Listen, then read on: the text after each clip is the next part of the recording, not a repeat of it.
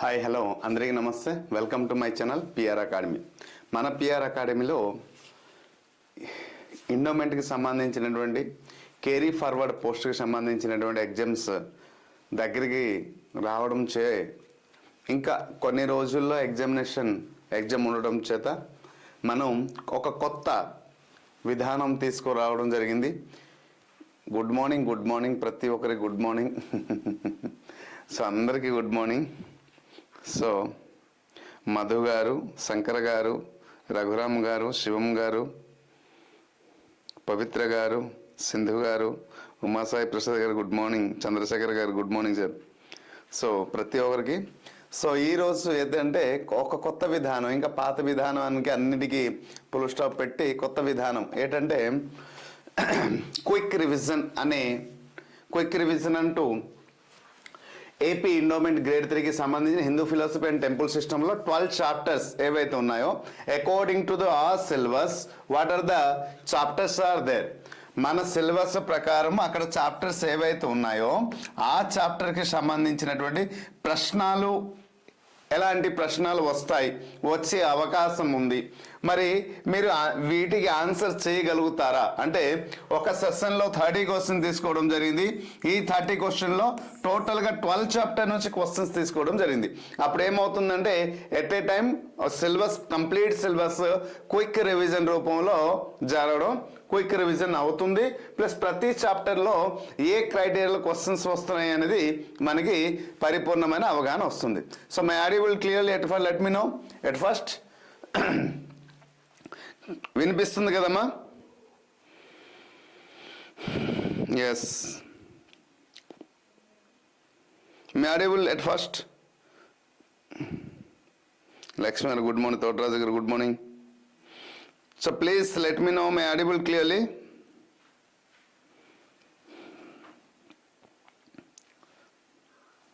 Yes or no?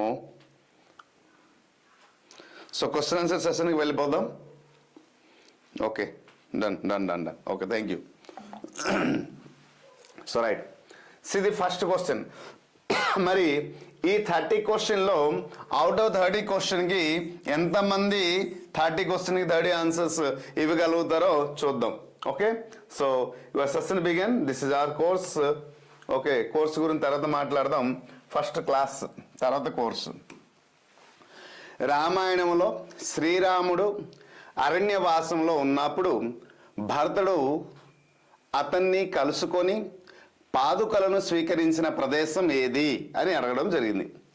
Ramayanam శ్రీరాముడు అరణ్యవాసం సమయంలో ఉన్నప్పుడు సో తండ్రి మాట ఇచ్చినటువంటి మాట పరంగా తను అరణ్యానికి వెళ్ళిపోవడం జరుగుతుంది.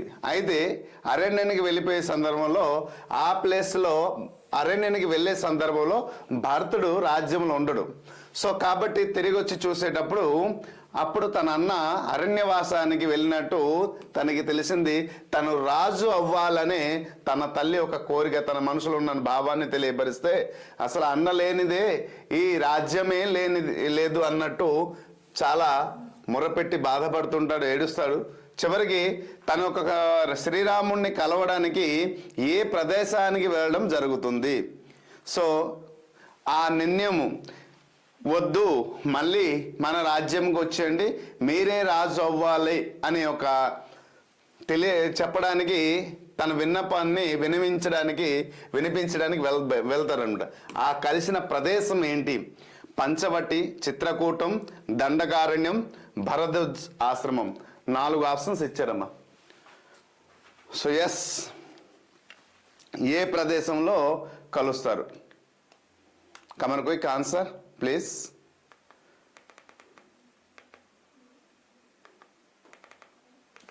ఆన్సర్ చేస్తున్నారా? ఫస్ట్ వన్ బి అందరూ బి చేశారు. Okay, just a second. Right, good. అందరూ పర్ఫెక్ట్గా రాశారు. Right, that's fine. Good. Second one B, that's fine.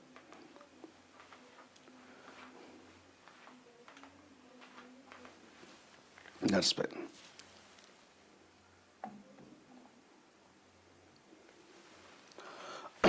అయితే ఇక్కడ వాస్తవం ఏంటంటే చిత్రకూటం అనేది రైట్ ఆన్సర్, వెరీ గుడ్. చిత్రకూటంలో ఏం జరిగింది?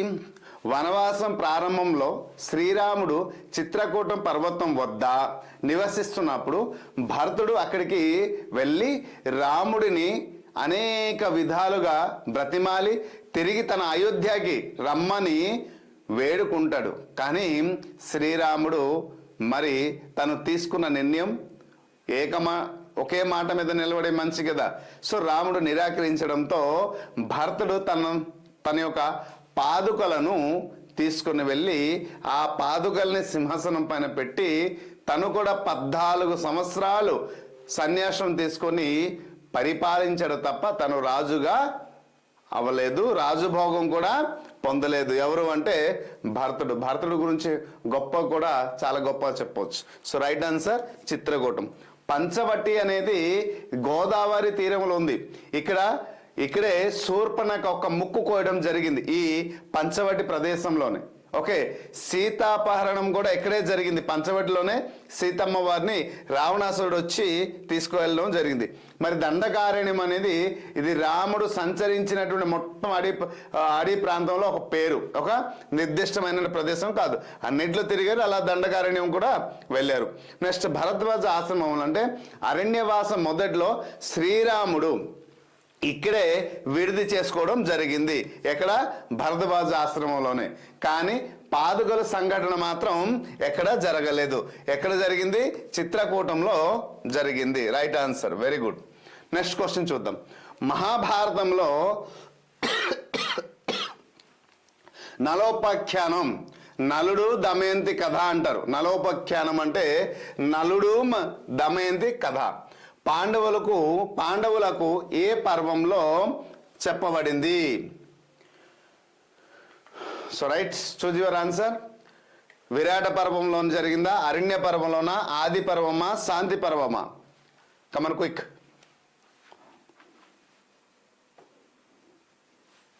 Choose your answer.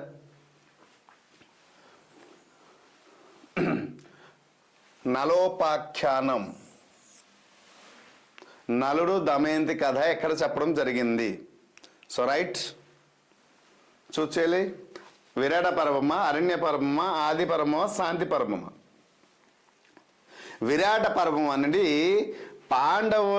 పంచపాండవులు మరియు ద్రౌపది అందరూ కలిసి మారువేషంలో అజ్ఞాతవాసం అంటే 12 సంవత్సరాలు పూర్తి చేసి 1 సంవత్సరము అనేది అజ్ఞాతవాసంలోని విరాట పర్వంలో విరాట రాజు దగ్గర, ఎక్కడమ్మా?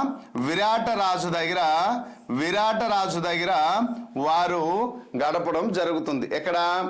ఈ విరాట పర్వంలో జరిగినటువంటి 1 సంవత్సరం అజ్ఞాతవాసం అనేది ఈ విరాట పర్వంలోనే జరుగుతుంది. అరణ్య పర్వం అనేసి ఇచ్చాడు. సరే చూద్దాం. ఇది ఆది పర్వంలోనే కదా మహాభారతం ఆరంభం. పాండవుల కౌరవుల యొక్క జననము గురించి ఆది పర్వంలో ప్రారంభమై చివరికి ఇంద్రప్రస్థానం వరకు కొనసాగుతుంది ఆది పర్వంలే. అందుకోసమే అన్ని పర్వాల కంటే ఆది పర్వం కొంచెం పెద్దది అని చెప్తాం. నెక్స్ట్ శాంతి పర్వం. మహాభారతం యుద్ధమంతటా జరిగిన తర్వాత భీష్ముడు ధర్మరాజుకి రాజనీతి బోధించినటువంటి పర్వం. అంటే రాజనీతి ఎలా ఉండాలి, ఒక రాజు ఎలా ఉండాలి, రాజ్యాన్ని ఎలా పరిపాలించాలి, ప్రజల్ని ఎలా చూడాలి అనేది తెలియపరిచినటువంటి పర్వం ఏదంటే శాంతి పర్వము. సో రైట్ ఆన్సర్ ఇక్కడ ఏమవుతుందంటే అరణ్య పర్వం అనేది సరైన సమాధానం. అరణ్య పర్వంలోనే పాండవులు అడవులో కష్టపడుతున్నప్పుడు బృహదస్య మహర్షి ధర్మరాజును ఓదార్చడానికి నల దమయంతుల కథలు చెప్పడం జరిగింది. నలుడు కూడా జూదంలో రాజ్యం పోగొట్టుకుని కష్టపడ్డాడు అని చెప్పడం. ఈ నలుడు దమయంతి కథని ఇక్కడ ఎవరు చెప్పాడమ్మా? మహర్షి గారు చెప్పారు.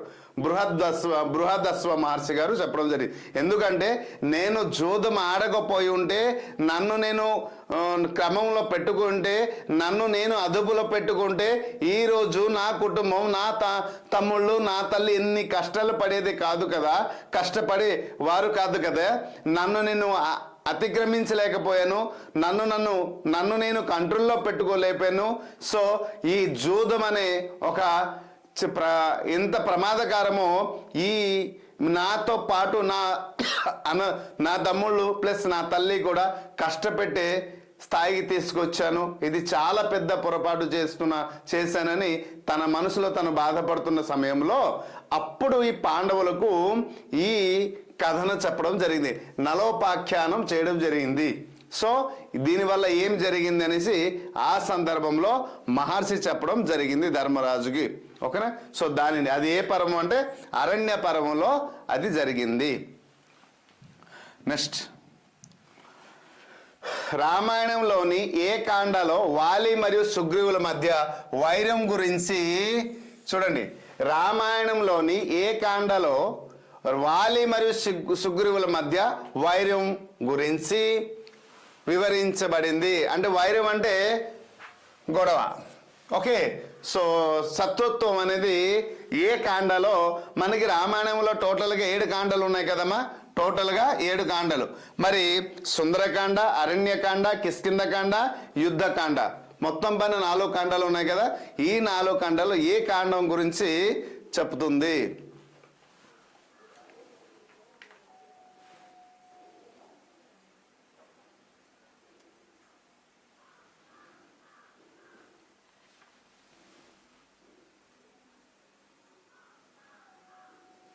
Right, Sundarakanda, Aranyakanda, Kishkindhakanda, Yuddhakanda. So which the right అని యుద్ధకాండలో దేని గురించి తెలియజేస్తే రామ రావణ యుద్ధం గురించి యుద్ధకాండలో మనం తెలుసుకుంటాం. ఓకే, ఈ కాండలోనే రావణాసురుని సంహారం గురించి మనం తెలుసుకుంటాం, అది యుద్ధకాండ. నెక్స్ట్ కిష్కింధకాండ. కిష్కింధకాండ ఎక్కడంటే రాక్షసులను సంహారం చేయడం, సీత అపహరణ అనేది ఈ కాండలోనే జరుగుతుంది. సో ఈ శ్రీరామచంద్రుడు రాక్షసుల్ని సంహారం చేయడం జరుగుతుంది, సీత అపహరణ కూడా ఇక్కడే జరుగుతుంది కిష్కింధకాండలో. మరి అరణ్యకాండ అనేసి అన్నారు. సో అయితే కిష్కింధకాండలో ఇంకోటి కూడా, ఈ కాండలో వానరాజ్యంతో పాటు రాజ్యమైన కిష్కింధ గురించి, వాలి సుగ్రీవుల గొడవ గురించి ఎక్కడే తెలియజేస్తారు. రాముడు సుగ్రీవుడితో మైత్రి చేసుకోవడం కూడా ఎక్కడే ఈ కిష్కింధ కాండలోనే రాముడు వాలితో పాటు అంటే సుగ్రీవుడితో పాటు స్నేహం ఏర్పరచుకొని వాలితో అంటే వాలి సుగ్రీవులు ఒకే రూపాన్ని కలిగి ఉంటారు, కానీ సుగ్రీవుడు అనేది ధర్మ మార్గంలో నడుస్తుంటాడు, వాలి అనే వ్యక్తి అధర్మ మార్గంలో నడుస్తుంటాడు. ఎందుకంటే తనలో అహంకారం ఉంటుంది. ఈ ప్రపంచంలో ఈ సర్వ సృష్టిలో నా అంత బలవంతుడు ఎవడు లేడు అనే ఒక అహంకారపూరితమైనటువంటి భావజాలతో ఉంటాడు. ఎందుకంటే ఆయనలో ఒక వరం ఉంటుంది ఆయనకి. సో తనతో పాటు ఎవరైనా యుద్ధం చేస్తే తనలో ఉన్నటువంటి సగబలం అనేది అక్కడికి వెళ్ళిపోతుంది. సో ఇక్కడ అరణ్యకాండలో కూడా ఏం జరుగుతుందంటే రాక్షసుల సంహారం జరుగుతుంది. ఎక్కడ సీత అపహరణ ఎక్కడ జరుగుతుంది? కిష్కింధకాండలో రాముడు మరియు సుగ్రీవుడికి స్నేహం అని ఏర్పడుతుంది. దీనికి ఒక ముఖ్య కారణం ఏంటంటే, ఒక సందర్భంలో సూర్య భగవానుడు ఒక మాట అంటాడు, అవసరం వచ్చేటప్పుడు నా కొడుకు నా అంశంతో జన్మించినటువంటి సుగ్రీవుడికి రక్షిస్తావు అనేసి చెప్పడం. ఆంజనేయుడు అప్పుడు హనుమంతుడు వచ్చి ఈయనకి రక్షించడం జరుగుతుంది. చివరికి రాముడు చెట్టు చాటులో ఉండి వాలిని సంహారం చేయడం జరుగుతుంది.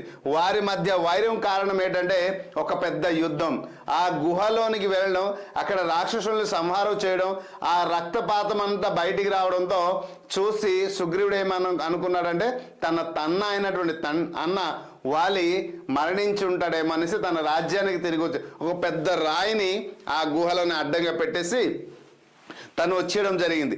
అప్పుడు అక్కడికి కొన్ని నెలల తర్వాత వాలి బయటకు వచ్చిన తర్వాత చూస్తే రాజ్యం వెళ్తున్నాడు తమ్ముడు. సో అక్కడి నుంచి రాజ్యానికి అంటే ఆ రాజ్యంలో వాలికి సుగ్రీవు మధ్య వైరం అనేది ఏర్పడింది. సో అప్పుడు నేను లేకుండా నా రాజ్యాన్ని పరిపాలించి నా భార్యని నువ్వు అంటే ఓకే నీ దగ్గర ఉంచుకుంటూ సో ఎలా నన్ను మోసం చేస్తావా అని చెప్పి తను అనడం చేత తనకి గుండెల మీద తనడం, ప్లస్ తనతో పాటు తను కూడా చెప్పడం జరుగుతుంది, నేను ఎటువంటి పొరపాటు చేయలేదన్నా, ఇలా అలా జరిగిందంటే వాలి అహంకారపూరితమైన భావంతో ఉంటాడు కాబట్టి వినడు. కాబట్టి వినకపోవడం చేత తమ్ముడికి చంపేయడానికి ప్రయత్నం చేస్తున్న సందర్భంలో ఆ సూర్యుడు భగవానుడు హనుమంతుడు సూర్యుడి దగ్గర విద్యాభ్యాసం చేస్తుంటాడు కదా, ఆ విద్యాభ్యాస గురుదక్షిణగా సూర్యుడు భగవానుడికి ఒక మాట ఇచ్చుంటాడు, ఖచ్చితంగా నీ కొడుకుకి నేను రక్షణగా ఉంటాను అని. అలాగే సుగ్రీవుడికి రక్షణగా ఉంటూ సుగ్రీవుడిని అక్కడి నుంచి తీసుకెళ్ళిపోయి ఒక పర్వతంలో ఉంచడం జరుగుతుంది. సో అక్కడికి వాలి రాడు కాబట్టి అక్కడ ఉంచడం జరుగుతుంది. మరి అరణ్యకాండలో ఏం జరిగింది? అరణ్యకాండలో రాక్షసుల సంహారం, సీత అపహరణ అని జరిగింది. మరి సుందరకాండ అనేది తెలుసు, హనుమంతుడు సముద్రాన్ని దాటి లంకలో సీతమ్మ జాడని వెతకడం ఎక్కడ జరుగుతుందంటే Sundarakanda.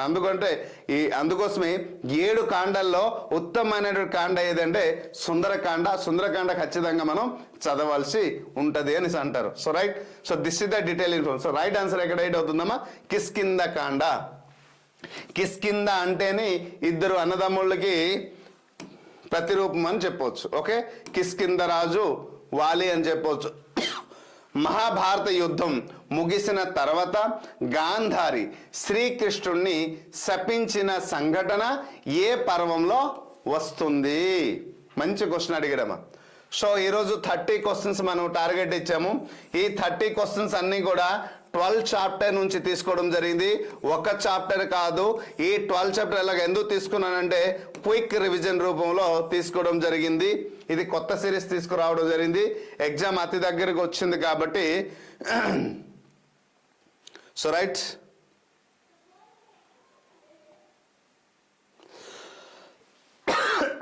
So which is the exact? అశ్వమేధ పర్వం, మౌషల పర్వం, స్త్రీ పర్వం, శాంతి పర్వం ఏ పర్వంలో జరిగిందమ్మా? సో రైట్ ఆన్సర్ ఏంటంటే స్త్రీ పర్వం.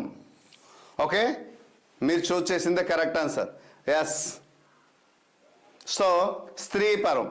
స్త్రీ పర్వంలో యుద్ధంలో మరణించిన వారి కోసం స్త్రీలు రోధించినటువంటి సందర్భంలో ఇక్కడే ఈ సంఘటన ఉంటుంది. సో రాజులు, మంత్రులు, సేనాధిపతులు, సైనికులు అందరూ చనిపోతుంటారు కదా, ఆ రణరంగానికి వచ్చి చూస్తారు కదా. చూసినప్పుడు ఆ స్త్రీలు ఒక రోధించడం అనేది ఎక్కడ ఉంటుంది? బాధపడడం, ఏడవడం. తన 100 మంది కొడుకులను చనిపోవడం, కృష్ణుడే చనిపోవడానికి కారణము, కృష్ణుడే కారణమని గాంధారి ఏం చేసిందంటే కృష్ణుడిని, యాదవ వంశం మొత్తాన్ని శపించడం జరుగుతుంది. కానీ యథార్థం ఏంటంటే అది తల్లి శోకం. ఓకే, తల్లి శోకం, తల్లి మనసు, తల్లి ప్రేమ ఎలా ఉంటుందో దాన్ని. అందుకోసమే చూడు, ఫస్ట్ ఆ కురుక్షేత్ర ప్రదర్శనకి వచ్చిన తర్వాత అక్కడ అడగడం జరుగుతుంది, ధర్మరాజు ఎంతమందికి మీరు పొట్టలు పెట్టుకున్నారు కదా, కనీసం మీ పెద్దనాన్న, పెద్దమ్మ, లేకపోతే తాత, లేకపోతే మాయ, లేకపోతే పెద్దన్న, తమ్ముడు అని కనీసం ఎవరైనా నీకు గుర్తుకు రాలేదా అని అడిగితే నోట నుంచి మాట రాలేదు. నకుల సహదేవ, మీరు గొప్ప జ్ఞానవంతులు అంటారే, భూత భవిష్యత్ వర్తమానాన్ని కూడా మీరు తెలుసుకోగలిగితే, ప్రకృతి గురించి మీరు పసిగట్టే మీకు అంత జ్ఞానం ఉందే, మరి ఏమైంది మీ జ్ఞానం అంతా?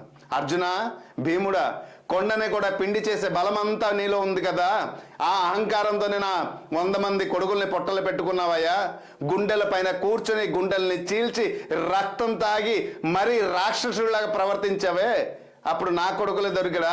అటు నీ తమ్ముడని నీ గుర్తుకు రాలేదా? ఎందుకలా రాక్షసత్వం నా కొడుకుపై చూపించమని భీముడిని అడిగితే భీముడి నోట నుంచి మాట రాలే. అర్జున, నేను గాంధీవధారి అని ఈ విశ్వమంతటా, ఈ ప్రపంచమంతటా, ఈ ఆర్యవర్తమంతటా నీ గురించి గొప్పగా అంటుండే, ధర్మాత్తుడి, జ్ఞానవంతుడి, బుద్ధిమంతుడివి అనేసి అందరూ అంటుంటే, మరి నీ బుద్ధి ఎక్కడ పోయింది? నీ జ్ఞానం ఎక్కడికి పోయింది? ఎందుకు ఈ 100 మందికి భీష్ముడు లాంటి, పితామహుడు లాంటి వాడికి కూడా నేల కూర్చావే? నీ కారణం చేత గురుద్రోణులు కూడా చంపడానికి కారణమేవే, అంత పెద్ద పెద్ద మహారథులను కూడా చంపడానికి ఒడికట్టుకున్నావే అనేసి అంటే, అప్పుడు శ్రీకృష్ణుడు అంటాడు, అమ్మా, నేను ఈ తప్పంతా వారిది కాదు, మరి వారందరూ ధర్మాన్ని నమ్ముకుని ఉన్నారు తప్ప వారిది ఎటువంటి తప్పు లేదంటే ఈ తప్పు అయితే నీదా? అయితే కృష్ణ నీకు అన్నీ తెలుసు కదా, మరి ఈ యుద్ధము ఆపడానికి ఎందుకు ప్రయత్నించలేదు అనేసి అంటే నేను ప్రయత్నించాను అంటే, ప్రయత్నించావా కృష్ణ? నిజమా కృష్ణ? నిజమా? నువ్వే కానీ ప్రయత్నించుంటే ఈ ఎంత పెద్ద అధర్మం ఉడికట్టదు కాదు కదా. కానీ తల్లి మనసు ఆవేదనతో అంటుంది, కానీ అది అధర్మం ధర్మమే అనేసి తల్లికి ఆ క్షణంలో పుత్ర ప్రేమ పైన ఆ కళ్ళు మూసుకుపోతుంటుంది. సో పుత్ర వాత్సల్యం ఉంటుంది కదా, సో అందువల్ల అది అధర్మం అనేసి తను అనుకుంటుంది, కానీ అదే ధర్మం అని తర్వాత తెలుసుకుంటుంది. అప్పటికి తన కోపంతో నా వంశం ఎలాగైతే నేలమట్టమైందో, నా వంశం ఎలాగైతే మొత్తం వినాశనం జరిగిందో, నీ వంశం కూడా రానున్న రోజుల్లో ఇలాగే కొట్టుకొని చనిపోతారు, ఇంక్లూడింగ్ నువ్వు కూడా అనేసి చెప్పడం జరుగుతుంది. అది శపించడము అమ్మవారు ఎవరు? ఇక్కడే గాంధారి శ్రీకృష్ణుని శపించినటువంటి ఘట్టనం పర్వం, స్త్రీ పర్వంలో చాలా విషాదగా. అయితే ఇటువంటి సంఘటన వస్తూనే ఉందని శ్రీకృష్ణుడు ముందే తెలుసు, శ్రీకృష్ణుడికి ముందే తెలుసు. కానీ ఆయన జన్మ ఏంటో కానీ పుట్టినప్పుడే తల్లిదండ్రులు విడిచిపెట్టడం జరిగింది. 16 పాలు తాగే వయసులోనే ఒక రాక్షసుని చంపడానికి ప్రయత్నించింది. ఆ ఇంద్రుడే శపించి తన రాజ్యమంతా వినాశనం చేయడానికి ప్రయత్నించాడు. అప్పుడే చిటికిడి వేలుతోనే గోవర్ధన కొండనెత్తి తన ప్రజలందరి రక్షించి కాపాడాడు కదా. పుట్టినప్పటి నుంచి తన పైన ఎన్నో హత్యాయోగాలు చివరికి గాంధారి కూడా తనకి శపిస్తుందని తెలుసు, కానీ తన మూలం తన సత్యం ఒకటే, ధర్మం నిలబడాలి, ధర్మం ఎప్పటికి నిరంతరంగా నిలబడి ఉండాలి, ఆ ధర్మమే కాపాడుతుంది అనేది నమ్మకం. ధర్మాన్ని స్థాపించడానికి వచ్చాడు కాబట్టి అనేక రకాల ఇబ్బందులు, ఆటంకాలు, ఇక్కట్లు, అపనిందలు, ఎన్నో పరాభవాలు అని ఎదుర్కొని చివరికి ధర్మాన్ని స్థాపించడం జరిగింది. So this is the detail story. Next, మహాభారతంలో చంద్రవంశం మూల పురుషుడు ఎవరు? మహాభారతంలో చంద్రవంశానికి సంబంధించినటువంటి మూల పురుషుడు ఎవరు అనేసి అడగడం జరిగింది. సో రైట్,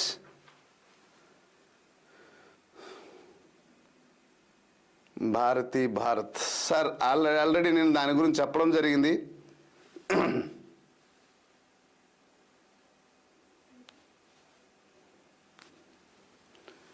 ఇది ఓన్లీ మెమో మాత్రమే మై డియర్ ఫ్రెండ్స్, గుర్తుపెట్టుకోండి. ఇది మెమో మాత్రమే జారీ చేయడం. నేను మొన్న చెప్పాను కదా, ఆల్రెడీ ఎండోమెంట్ మినిస్టర్తో మాట్లాడడం జరిగింది. సో ఏమని మాట్లాడడం జరిగిందంటే, వారు చెప్పిన మాట కూడా కొన్ని వేల ఫోన్స్ కూడా విద్యార్థుల నుంచి వెళ్తున్నాయి, మెసేజెస్ వెళ్తున్నాయి, అలాగే ట్విట్టర్ వేదికగా కూడా చెప్పడం జరుగుతుంది. ప్రతి ఒక్కరు వాళ్ళు చెప్పిన మాట ఏంటంటే, ఇది మెమో మాత్రమే, జియోగా మారలేదు, కాబట్టి ఇది ముఖ్యమంత్రి దృష్టికి మేము తీసుకువెళ్తాము, అధైర్యపడవద్దు అనేసి వాళ్ళు చెప్తున్నారు. సో మ్యాక్సిమము అది మెమో లాగే ఉండిపోతుంది, అది క్యాన్సిలేషన్ అవుతుంది. ఎందుకంటే గ్రామ వార్డు సచివాలయంలో చేసినటువంటి వ్యక్తికి ఈ ఒక ఎగ్జిక్యూటివ్ ఆఫీసర్కి చెయ్యాలంటే అనేక నియమ నిబంధనలు అడ్డు వస్తాయి. కాబట్టి సో అది అయ్యే ప్రసక్తి అయితే లేదు. కాబట్టి కొంచెం ధైర్యంగా ఉండండి, మ్యాక్సిమం ఛాన్సెస్ అయితే లేదు. సో 100% అయితే నాకు నమ్మకం ఉంది. చూద్దాం, ఒకవేళ కానీ అదే సత్యం అదే జరిగితే దానికి ఏ విధంగా మనం ప్రభుత్వంతో ఫైట్ చేయవచ్చో చూద్దాం. ఓకేనా? So right. సో పురారువుడు, మాయతి, యయతి అండ్ చంద్రుడు, లేదా ఆయన ఏమంటారంటే సోముడు, అలాగే భరతుడు. చంద్రుడు, యయతి, పురారువుడు, భరతుడు. Which is the right answer?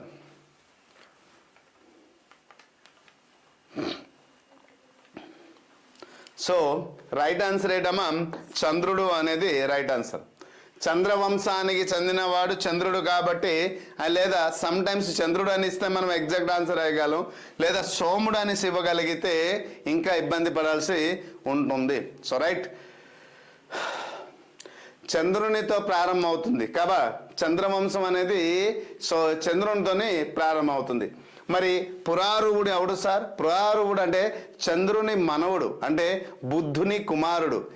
ఇతను ఈ వంశంలో మొదటి ప్రముఖ రాజు ఎవరు? పురారువుడు. ఓకే, పురూరవుడు. ఓకే, పురూరవుడు అనే వ్యక్తి చంద్రవంశంలో మొదటి, అంటే చంద్రుని మనవుడు, అంటే ఈయన మనవుడు అనమాట ఈయన. సో ఈయన తర్వాత ఎవరు వస్తారు? బుద్ధుడు వస్తారు. బుద్ధుడు కొడుకు ఎవరు అంటే పురారువుడు. ఓకే, పురూరవుడు. ఓకే, నెక్స్ట్ యయతి అనేది పురారవుని వంశంలో వచ్చిన ప్రసిద్ధి రాజు, ఈ వంశంలో వచ్చినటువంటి ప్రసిద్ధి రాజు. ఓకే, భరతుడు అంటే మనకి తెలుసు. ఓకే, ఎవరు? శకుంతల దుష్యంతల కుమారుడు అని చెప్పొచ్చు. ఇతని పేరు మీదనే భారతదేశం అనేది మనం భారత వంశం వచ్చింది, అలాగే భారతదేశం కూడా మారింది. అనేక కథలు కూడా ఎలా చెప్పొచ్చు. So rights. లేదా నెక్స్ట్ భాగవతం నుంచి మరియు పురాణం నుంచి క్వశ్చన్ వచ్చింది. రామాయణం మహాభారతం అయింది. మహాభారతంలో ఇంకొకటి 2 క్వశ్చన్స్ లాస్ట్లో అడుగుదాం. Okay, right. Good morning. Next Srimad భాగవతంలో పరీక్షిత్ మహారాజుకు శుక మహర్షి భాగవతాన్ని ఎన్ని రోజులలో ఉపదేశించారు? సో ఎవరమ్మా? శుక మహర్షి. ఎవరిని? పరీక్షిత్ మహారాజుని భాగవతాన్ని ఎన్ని రోజుల్లో ఉపదేశించడం జరిగింది? సో 18 రోజులు, 7 రోజులు, 9 రోజులు, 12 రోజులు. ఎలా? 4 ఆప్షన్స్ ఇచ్చాడు. Choose your perfect answer. As Thotaraju కూడా రైట్ ఆన్సర్. సో 7 రోజులు. ఓకే, ఈ 7 రోజుల్లోనే తక్షకుడు కాట్లు వల్ల, ఎవరమ్మా? సర్పరాజు అయినటువంటి తక్షకుడు కాట్లు వల్ల 7 రోజుల్లో మరణిస్తానని పరీక్షిత్తుకు ఈ విషయం తెలుసు. ఆ శాపం ఉంటుంది. అందువల్ల ఆ 7 రోజుల్లో ముక్తి కోసం శుక మహర్షి భాగవతం చెప్పడం జరిగింది. దీనినే భగవత వాస్తవం. సో దీన్నే మనం ఏమంటామంటే భాగవత సప్తహం అనేసి కూడా అంటాం. సప్తహం అంటే 7 కదా, భాగవతం సప్తహం అని కూడా అంటాము. సో ఎవరు చెప్పారు? శుక మహర్షి. ఎవరు చెప్పారు? పరీక్షిత్ మహారాజు చెప్పడం జరిగింది. 18 రోజులు అంటే మహాభారతంలో యుద్ధం జరిగినటువంటిది.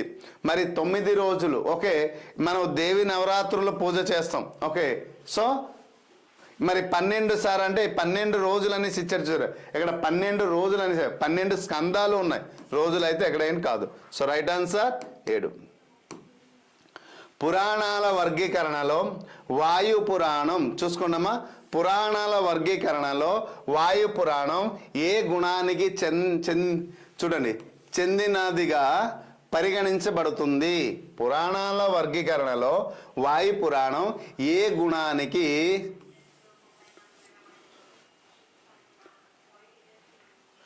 చెందినదిగా పరిగణించబడుతుంది అన్నాడు. సాత్విక, రాజసిక, అలాగే తమాషిక, అలాగే నిర్గుణ.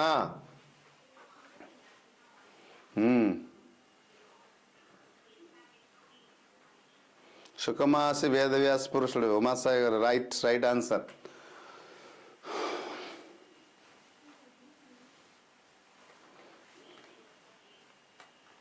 So choose your perfect answer. వాయు పురాణం ఏ గుణానికి చెందింది అని అడిగారు. సో వాయు పురాణం అనేది, సో రైట్ ఆన్సర్ ఏంటండి? తామసిక గుణానికి చెందింది. ఏ గుణానికమ్మా? తామసిక గుణం. అంటే పద్మ పురాణం ప్రకారం శివుని మహిమను వివరించే పురాణాలను లింగ, కూర్మ, ఓకే, మత్స్య, శివ, వాయు ఇవన్నీ కూడా ఏ గుణానికి చెందింది అంటే తామసిక పురాణానికి. ఎక్కడ గుర్తుపెట్టుకున్నామా? ఏ గుణాన్ని అంటే లింగ పురాణం రాయనా లేదా చెప్పేస్తున్నాను. లింగ పురాణం, అలాగే కూర్మ పురాణం, అలాగే శివపురాణం. దీన్నే మనం శివపురాణాన్ని మనం ఏం చెప్తామంటే శివపురాణం. దీన్నే మనం ఏం చెప్తామంటే వాయు పురాణం కూడా దీన్ని అంటాము. వాయు పురాణం కూడా అంటాం దీన్ని. సో వీటినే మనం ఇవన్నీ తామసిక గుణానికి చెందినవి. ఓకే, మరి ఇక్కడ సాత్విక గుణం అంటే సాత్విక అనేది ఏ దేనికి చెందింది అంటే విష్ణువు ప్రధానంగా దైవంగా ఉన్నది భాగవత పురాణం, గరుడ పురాణం, విష్ణు పురాణం అనేది. ఏంటమ్మా? భాగవత పురాణం, గరుడ పురాణం మరియు విష్ణు పురాణానికి సంబంధించినటువంటి సాత్విక గుణం. మరి రాజసిక గుణానికి సంబంధించి బ్రహ్మదేవుడు ప్రధానంగా ఉన్నటువంటి బ్రహ్మాండ ఏటమ్మా బ్రహ్మాండ పురాణం, అలాగే బ్రహ్మ పురాణము, మరి బ్రహ్మ వైవర్త పురాణము, ఇవన్నీ. సో బ్రహ్మ వైవర్త పురాణం, బ్రహ్మాండ పురాణం, బ్రహ్మ పురాణం ఈ మూడు రాజసిక గుణానికి చెందినవి. మరి నిర్గుణ అంటే నిర్గుణ దేనిచ్చింది? పురాణాల్లో ఈ వర్గీకరణ సాధారణంగా వాడబడదు నిర్గుణ అనేది. సో మూడు గుణాలకే చెందింది. సాత్విక, రాజసిక, తమసిక ఈ మూడు గుణాలకి సంబంధించింది. కాబట్టి రైట్ ఆన్సర్ ఏంటంటే this is the right answer. Next question చూద్దాం. భాగవతంలో కపిల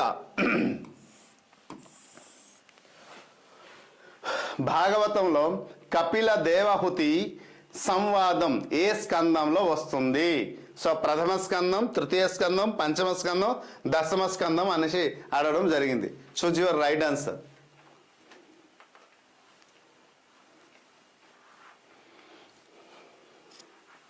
సో దేవహుతి సంవాదం, కపిల దేవహుతి సంవాదం అంటాం. సో దీన్ని ఎక్కడ వస్తుంది? ఏ స్కందంలో వస్తుంది? దశమ స్కందం దేని గురించి తెలియజేస్తుంది? దశమ స్కందం అంటే శ్రీకృష్ణుడి యొక్క లీలల గురించి తెలియజేస్తుంది దశమ స్కందం. ఓకే, దశమ స్కందం దేని గురించి తెలియజేస్తుందమ్మా? శ్రీకృష్ణుడు యొక్క లీలల గురించి దశమ స్కందం తెలియజేస్తుంది. మరి పంచమ స్కందం దేని గురించి?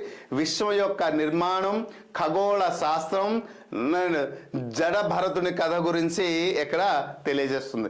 విశ్వ నిర్మాణం, ఈ సృష్టి అంతా ఎలా ఏర్పడింది దాని గురించి ఈ పంచమ స్కందంలో తెలియజేస్తుంది. మరి ప్రథమ స్కందంలో సో రైట్ ఆన్సర్ ఏమవుతుందంటే తృతీయ స్కందం రైట్ ఆన్సర్ అవుతుంది. తృతీయ స్కందంలో కపిల మహర్షి విష్ణు అవతారం అని అంటారు కపిల మహర్షిని.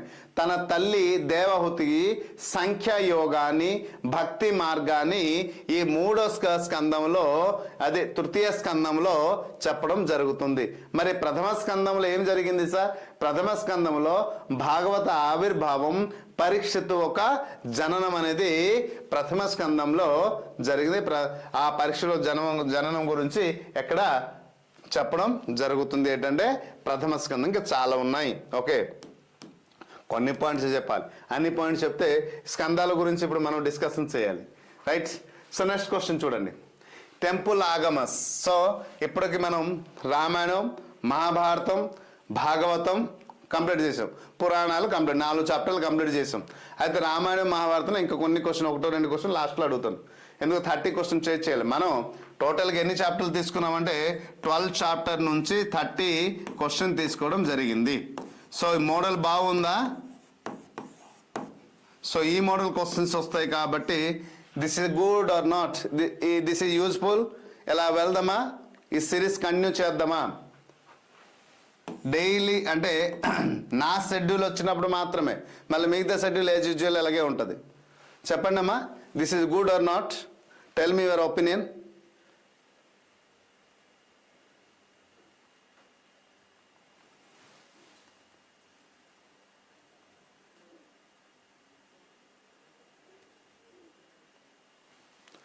మీ ఒపీనియన్ చెప్పాలి. మీ ఒపీనియన్ కోసం వెయిటింగ్ ఇక్కడ. ఇంకా ఎగ్జామ్ మనకి Feb 11 కదమ్మా. Feb 11 అంటే మన చేతిలో కేవలం ఎక్కడ ఇది 4 days, అది ఒక టోటల్గా ఒక నియర్లీ ఒక 13-14 days ఉన్నాయి అనేసి అనుకుందాం. సౌండ్ లోగా ఉందా?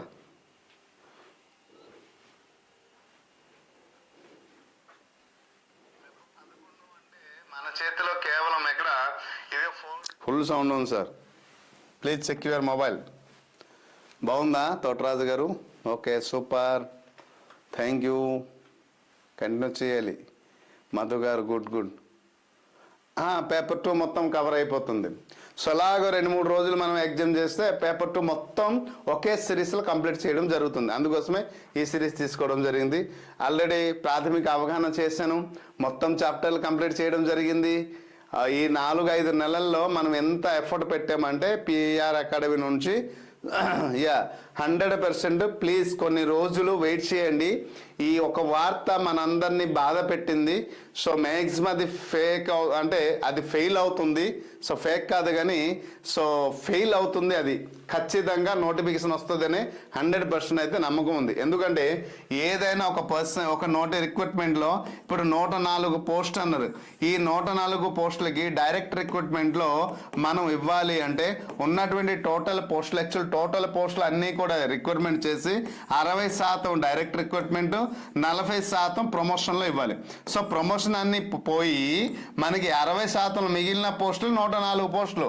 ఈ 104 పోస్టులకి ఆల్రెడీ సీఎం గారు అనౌన్స్మెంట్ చేశారు, ఏటని నోటిఫికేషన్ ఇచ్చేయండి.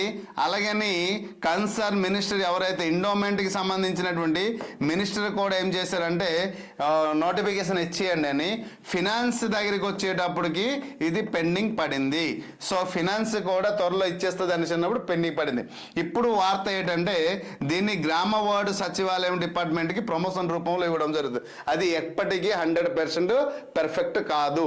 ఎందుకంటే దీని దీని రిక్రూట్మెంట్ ప్రాసెస్ చాలా రకాలుగా వేరేగా ఉన్నాయి. కాబట్టి ఇది 100% సాధ్యమయ్యే ప్రసక్తి అయితే లేదు. కాకపోతే ఈ డిస్టర్బెన్స్ అనేది వచ్చింది. అంటే ప్రభుత్వం మెమో జారీ చేయింది. ఏంటండి మెమో అంటే ఏంటి? సో ఇలా ఉన్నటువంటి పర్సన్స్ వీళ్ళు ఖాళీగా ఉన్నారు, గ్రామ వార్డు సచివాలయంలో కొంతమంది ఖాళీగా ఉన్నారు కాబట్టి సో వారికి ఎక్కడ ఈఓ నోటిఫికేషన్ ఇవ్వకుండా వీరి చేత ఈ అపాయింట్మెంట్ అంటే రిక్రూట్మెంట్ ఇచ్చేస్తే వారికి ఇచ్చినటువంటి శాలరీ అదే పని వీళ్ళ చేత చేయించవచ్చు కదా. ఎలా చేస్తే బాగుంటుందేమో ఒకసారి ప్రయత్నించండి, దానికి కావలసినటువంటి ఏర్పాటు చేయండి అని ఇక్కడ కమిషనర్ని కోరడం జరిగింది. అయితే ఇక్కడ ఈ గ్రామ వార్డు సచివాలయంలో ఎవరైతే ఉన్నారో వీరికి వచ్చినటువంటి టర్మ్స్ కండిషన్ వేరు, వీరి హోదా వేరు, వీరి కేడర్ వేరు, వీరి ఎగ్జామ్కి రిక్రూట్మెంట్ వచ్చిన రూపం వేరు, అన్ని వేరు. కాబట్టి వీరికి ఎటువంటి పరిస్థితుల్లో ప్రమోషన్ రూపంలో కానీ డైరెక్ట్ రిక్రూట్మెంట్ రూపంలో కానీ లేదా ఆ డిపార్ట్మెంట్ ఇచ్చే డెప్యుటేషన్ రూపంలో కానీ ఇచ్చే రైట్స్ ప్రభుత్వానికి కూడా లేదు. అయితే కొత్త జీవోలు మార్చి చేస్తే దాని మీద కూడా మనకి ఫైట్ చేసే రైట్స్ మన దగ్గర ఉన్నాయి. కాబట్టి 100% భయపడాల్సిన అవసరం అయితే లేదు. సో ఇప్పుడు అయితే నోటిఫికేషన్ ఇలా గందరగోళంగా వచ్చింది కాబట్టి మనం అనుకున్నటువంటి ఫెబ్ కానీ మార్చి కానీ అని అనుకున్నటువంటి నోటిఫికేషన్ కొంచెం ఆలస్యం అయితే అవ్వచ్చు తప్ప ఈ మెమో అయితే మ్యాక్సిమం రాంగ్. నిన్న ఎండోమెంట్ మినిస్టర్ గారితో మాట్లాడితే మినిస్టర్ గారు కూడా ఏం చెప్పడం జరిగింది అంటే సో మాకు వచ్చినటువంటి ఇన్ఫర్మేషన్ ప్రకారం ఇలా ప్రతిపాదన వచ్చింది, దీనికి ఇలా చేయండి మెమో జారీ చేశారు, అది జియో కాదు, మీరు ధైర్యంగా ఉండండి, టెన్షన్ పడకండి. చాలా మంది విద్యార్థులు మినిస్టర్తో కూడా డైరెక్ట్ మాట్లాడితే వాళ్ళు కూడా చెప్పారు ఏంటంటే మీరు ఎటువంటి అపోహాలకు వెళ్ళొద్దు, సో మా వరకు మేము ప్రభుత్వానికి వినిపిస్తాం అంటే ప్రభుత్వం అంటే వాళ్ళది కదా, ముఖ్యమంత్రి గారికి ఈ విషయాన్ని దృష్టిలో తీసుకెళ్తాం, సో వీలైనంత వరకు మేము సపోర్ట్ చేస్తాం అన్నట్టు మాట్లాడారు. ఎందుకంటే మనకి there is plenty of ways మనం చేయడానికి. కాబట్టి ధైర్యంగా ఉండండి. నేనేమంటాను, ఎందుకు ఇటువంటి వీడియోస్ నేను చేయలేదు అంటే సో ఇవన్నీ చేస్తే ఇమోషనల్ అటాచ్మెంట్ అన్నమాట. ఇవన్నీ కూడా మనసుతో ముడిపడి ఉంటుంది. కొంతమంది ఆల్రెడీ ప్రిపరేషన్ ఆపేశారు, కొంతమంది బాగా సీరియస్గా ప్రిపేర్ అయ్యారు. మరి నోటిఫికేషన్ రాదని మెంటలీ అంటే ఎవరికి నచ్చింది వాడు చెప్పేస్తారు. ముందు పిల్లవాడు ఏమవుతున్నాడు, సైకలాజికల్గా డిఫెక్ట్ అయిపోతుంది. ఇంకా నోటిఫికేషన్ రాదు, మరి ప్రిపేర్ అయితే వేస్ట్ కదా అని మరి ప్రిపేర్ అవ్వడం మొదలు పెట్టేస్తారు. సడన్గా ఒకవేళ నోటిఫికేషన్ ఇస్తే అందుకోసమే ద బెస్ట్ గైడ్ లైన్స్ ఇవ్వాలి తప్ప ఎవరిని కూడా మిస్ గైడ్ చేయకూడదు, ఎవరిని ఉద్దేశపూర్వకంగా మాట్లాడకూడదు, నోటికి వచ్చింది చెప్పేయకూడదు అనే ఒక సదుద్దేశంతో నేను ఎటువంటి వీడియో చేయలేదు. ఎందుకంటే ప్రభుత్వం ఏ క్షణంలో ఏ నిర్ణయాలు తీసుకుంటుందో అది వారికి ఉన్నటువంటి కన్సర్న్లో నిర్ణయాలు తీసుకుంటుంది. ఆ నిర్ణయాలకి మనకి కానీ వ్యతిరేకత వస్తే మనం ప్రభుత్వంతో పోరాడి మనకి సంబంధించిన మనం తెచ్చుకోవచ్చు. సో అందుచేత ఇది ఎమోషనల్ ఇంబ్యాలెన్స్ టాపిక్ కాబట్టి నేను వీడియోస్ చేయలేదు. అయితే అంతగా మీరు బాధపడుతున్నారు కాబట్టి సో దయచేసి వీటి గురించి no more discussion, keep happy అంటే మైండ్లో ఒక విషయం గుర్తు గుర్తు పెట్టుకోండి ఖచ్చితంగా. ఇది మెమో కాబట్టి మ్యాక్సిమం ఎన్నో రకాల మెమోలు వస్తుంటాయి పోతుంటాయి. సో దాన్ని క్యాన్సిలేషన్ చేస్తుంటారు. ఒక ప్రతిపాదనను ఇంకో ప్రతిపాదనకు ఎలా చేస్తే బాగుంటుంది అంటే ప్రభుత్వం ఎలా చేయండి అని నేను చెప్తాను కదా, మనం ఒక వీడియోలో చెప్తాం. సో ఒక వీడియోలో మనం ఎలా చదవండి అని కాదు కదా, ఇంకో రోజు ఇంకో వీడియోలో ఇంకోలా చెప్తాం. సో దాన్ని మనం ఏంటో మెమో రూపంలో చెప్తాం. మనం మాట రూపంలో మీరు మీ స్నేహితుడికి రేపు నేను అక్కడికి వస్తాను, నువ్వు అక్కడికి కావాల్సిన అరేంజ్మెంట్ అంతా చూడు అనిచండి. కాదు కాదు నా ప్రోగ్రామ్ క్యాన్సిల్ అయింది, ఇంకో దారికి వస్తాము అనిచండి. సింపుల్గా చెప్పాలంటే ఇవే. సో కాబట్టి మెమోలు మ్యాక్సిమమ్ చేంజ్ అయ్యే అవకాశాలు ఉంటాయి కాబట్టి సో ఈ ప్రసక్తి అయితే లేదు. ప్లీజ్ కొంచెం గుండె ధైర్యంతో ఉండండి. మినిస్టర్ గారు కూడా అదే విషయాన్ని తీసుకొస్తున్నారు. సో ఇది ఓకేనా. So this is the detail information. ఎగ్జామ్కి ప్రిపేర్ అవ్వండి. ఎటువంటి ఆలోచనలు దయచేసి ఏం పెట్టకండి. మనకి ఇంకా ఎగ్జామ్ అయిన తర్వాత వీటి గురించి చూద్దాం ఓకేనా. సో రైట్, వైఖానస ఆగమం ప్రధానంగా దేనిపై ఆధారపడి ఉంటుంది? ఓకే, వైఖానస ఆగమం అనేది ప్రధానంగా దేనిపై ఆధారపడి ఉంటుంది? తంత్ర శాస్త్రమా, వేదాలు మరియు సూత్రాల, పురాణాల, జానపద కథల, దేనిపై ఆధారపడి ఉంటుంది?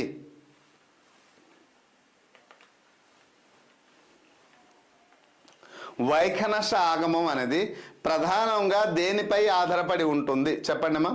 సో జానపద కథలు అనేసి ఇచ్చారు చూడండి.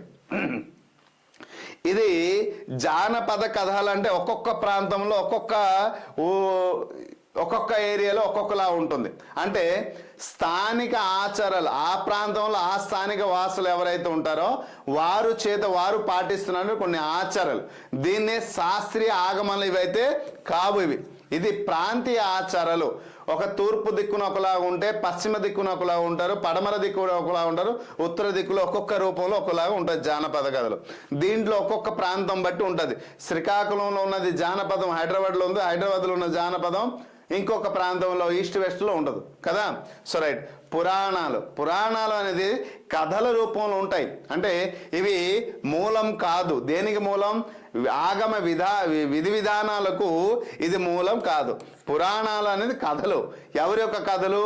సో ఇవి సృష్టి యొక్క రహస్యం, మరి సృష్టి ఎలా ఏర్పడినప్పటి నుంచి విష్ణు ఒక అవతారంలో చేసినటువంటి అనేక రకాలమైన భావాలు కథల రూపంలో ఇక్కడ చెప్పడం జరిగింది. సో వేదాలు మరియు సూత్రాలు అనేసి అన్నారు. So this is the right answer. Exact answer ఏంటి అవుతుందంటే వేదాలు మరియు సూత్రాలు. వైఖానస ఆగమంలో వైదిక ఆగమం అని అంటారు కదా. వైఖానస ఆగమనాన్ని వైదిక ఆగమం అని అంటారు. అయితే ఇది పూర్తిగా వేద మంత్రాలతో వైఖానస గృహ సూత్రాలు ఆధారపడి ఉంటుంది. దేనిపైన? వేద మంత్రాలపై ఆధారపడి ఉంటుంది. తంత్ర శాస్త్రం అనేది ముఖ్యంగా చెప్పాలి పంచరాత్రం ఆగమంలో తంత్ర శాస్త్రాలకి విధి విధానాల గురించి ఎక్కువ ప్రాధాన్యత ఇస్తారు. దేంట్లో?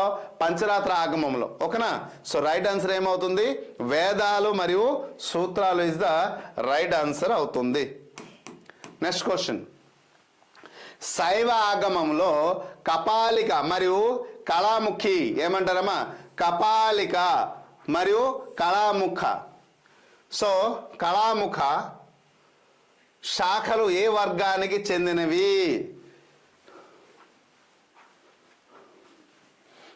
తోటరాజు గారు సూపరం. మీ ప్రిపరేషన్ చాలా బాగుంది మేడం. నిజంగా ఐ థింక్ ఇవాళ తెలంగాణ మీరు కానీ తెలంగాణలో కానీ మీకు అంటే ఎండోమెంట్ నోటిఫికేషన్ వస్తే ఏపీలో కానీ తెలంగాణ ఎక్కడైనా ముందు వస్తే మ్యాక్సిమం మీకు హై స్కోర్ వచ్చే అవకాశం ఉందండి. సో మీ ఎక్స్ప్లెనేషన్ మెథడ్ చాలా బాగుంది మేడం. సో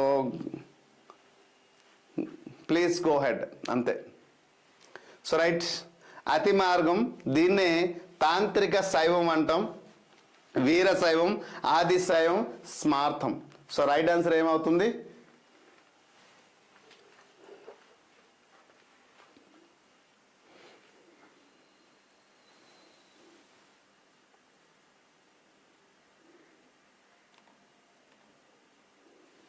రైట్, అతి మార్గం.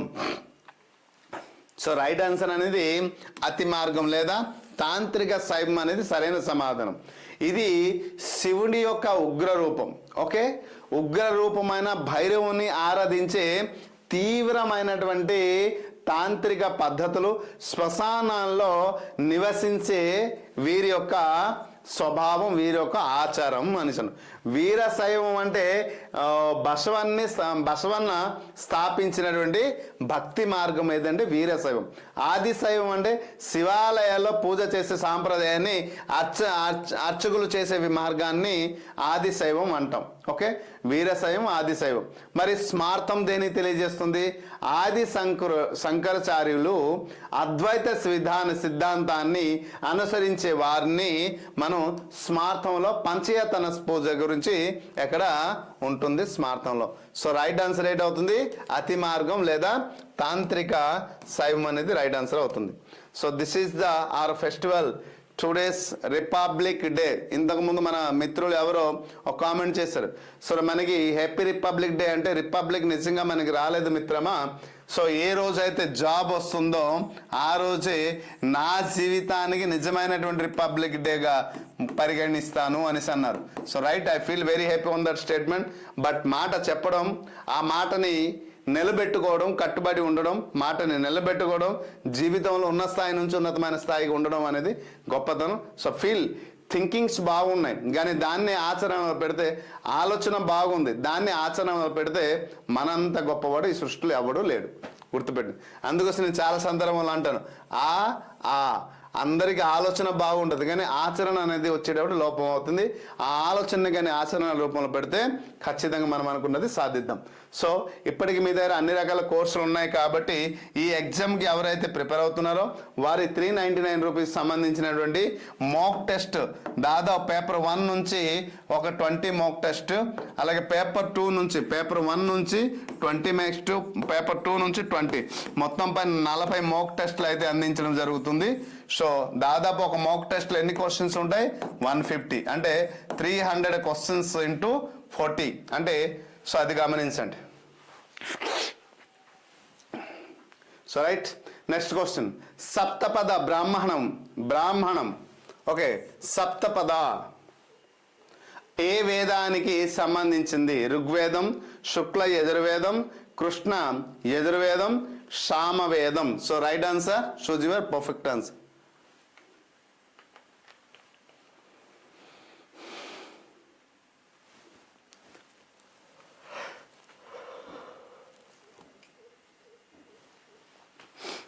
ఋగ్వేదం, శుక్ల యజుర్వేదం, కృష్ణ యజుర్వేదం, సామవేదం.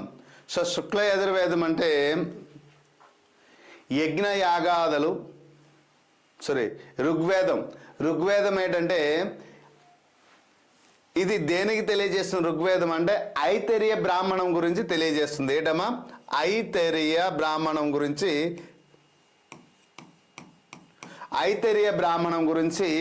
తెలియజేసింది ఋగ్వేదం.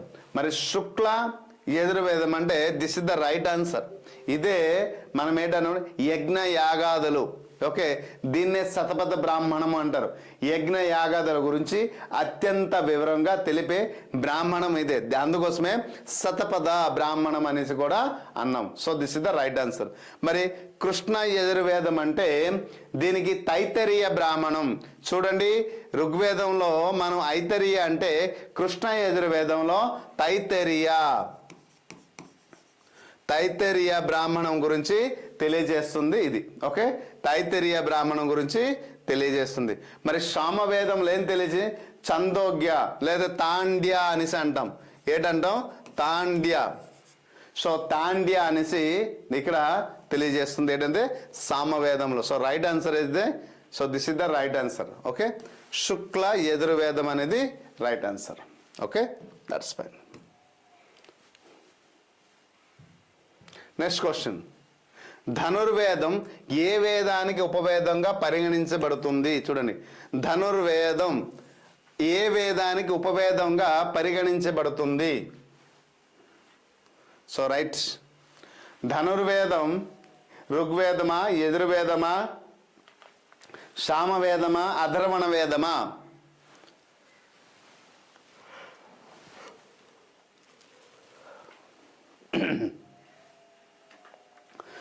అధర్వణ వేదం దేనికి తెలియజేస్తుందమ్మా? దీనికి ఉపవేదం ఏమవుతుంది? స్థాపత్య వేదం అంటారు. ఏంటంటారమ్మా? స్థాపత్య వేదం. స్థాపత్య. సో దీనికి మనం ఏం చెప్తామంటే స్థాపత్య వేదం అని చెప్తాం. స్థాపత్య వేదం. మరి స్థాపత్య వేదం దీనికి. మరి సామవేదానికి సంబంధించింది గంధర్వ వేదం. ఏం చెప్పొచ్చమ్మా? గంధర్వ వేదం అనేది దీనికి సంబంధించింది. యజుర్వేదం. సో చూడండి, సో రైట్ ఆన్సర్ ఏంటవుతుందంటే రైట్ ఆన్సర్ దిస్. యజుర్వేదమే యుద్ధ విద్యలు, ఆయుధాలు ప్రయోగం ఎలా, ఏ సందర్భంలో ఏ ఆయుధాన్ని ఎలా ప్రయోగించాలి అనే విషయాన్ని తెలియజేయటంటే యజుర్వేదం. So this is the right answer. So యజుర్వేదానికి ఉపవేదమే ధనుర్వేదం. ఓకేనా? Hope you understand. మరియు ఋగ్వేదం, ఈ ఋగ్వేదం తెలియ దీనికి ఉపవేదం ఏంటంటే ఆయుర్వేదం. సో వైద్యము అంటాం దీన్ని. ఏంటంటామమ్మా? వైద్యము, లేదా దీనికి ఆయుర్వేదం కూడా అనవచ్చు. సో రైట్ ఆన్సర్ ఇదే. రైట్. వేదాలు ఉపవేదాల నుంచి నెక్స్ట్ అయిపోయింది ఆ టాపిక్. Philosophical culture. సో వివిధ తాత్విక భావనలు ఏవైతే ఉన్నాయో వాటిని ఆ చాప్టర్ నుంచి ఆళ్వారులు. అందుకోసం టాపిక్ నేమ్ కూడా ఇచ్చాను. లేదంటే సార్ ఏ రూపంలో మీరు తీసుకున్నారు క్వశ్చన్స్ కూడా అడగవచ్చు. టాపిక్ నేమ్ కూడా ఇవ్వడం జరిగింది.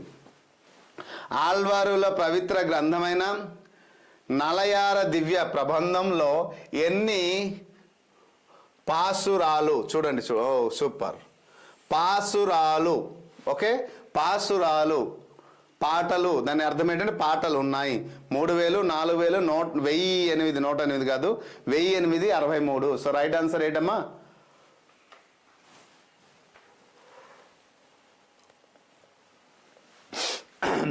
పాసురాలు అనేసి అడిగారు.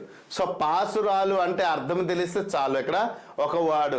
సో ఇక్కడ తమిళంలో నలయార అంటారు. తమిళంలో ఏంటంటే ఇక్కడ చూడండి, నలయార అనేసి, నలయార. సో నలయార అంటే అర్థం ఏంటంటే 4000 అనేసి. నలయార అంటే అర్థం ఏంటంటే 4000 అనేసి అంటాం. తమిళంలో 4000 అని అర్థం. ఇది 12 మంది ఆళ్వారులు పాడిన 4000 పాసురాలు. పాసురాలు అంటే ఏంటమ్మా? పాటలు. ఇది కూడా తమిళ వాడే. సో పాసురాలు అంటే పాటలు, నలయార అంటే 4000. ఎంతమంది కలిపి పాడారమ్మా? 12 మంది కలిపి పాడినటువంటి పాటలు. సో 12 మంది ఎవరు? ఆళ్వారులు కలిపి పాడినటువంటి పాటలు. ఓకే, ఇది సమాహారం అని. దీన్ని కూడా ఇంకొక మాటలు చెప్పాలంటే దీన్నే ద్రవిడ వేదం కూడా అని పిలవడం జరుగుతుంది. సో ఇది గుర్తుపెట్టుకోండి. సో 12 మంది కలిపి 12 మంది. ఓకే, ఇక్కడ ముఖ్యంగా గుర్తుంచుకోవాలి అంటే నలయార అంటే 4000, పాశురాలు అంటే పాటలు, 12 మంది ఆళ్వారులు కలిసి పాడినటువంటి పాట. ఓకే, దీనికి ద్రావిడ వేదం కూడా అని పిలుస్తారు. ఓకేనా? సో గుర్తుంచుకోవాల్సింది రైట్ ఆన్సర్.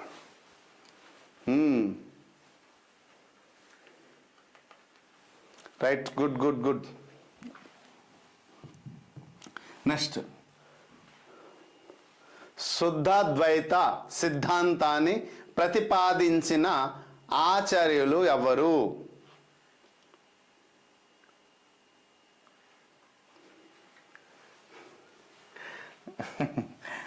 ఇది చదవద్దు అంటే అవుట్ ఆఫ్ సిలబస్లో ఇవ్వడం జరిగింది. ఇది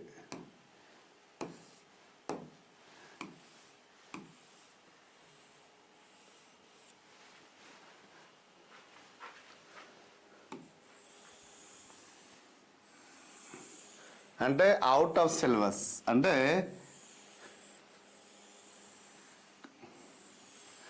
వాడు తీసేమని చెప్పాను, మర్చిపోయినట్టు. శుద్ధాద్వైత సిద్ధాంతాన్ని ప్రతిపాదించిన ఆచార్యులు ఎవరు అనేసి అడిగారు.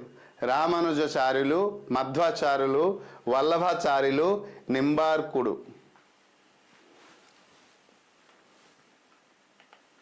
So choose your answer.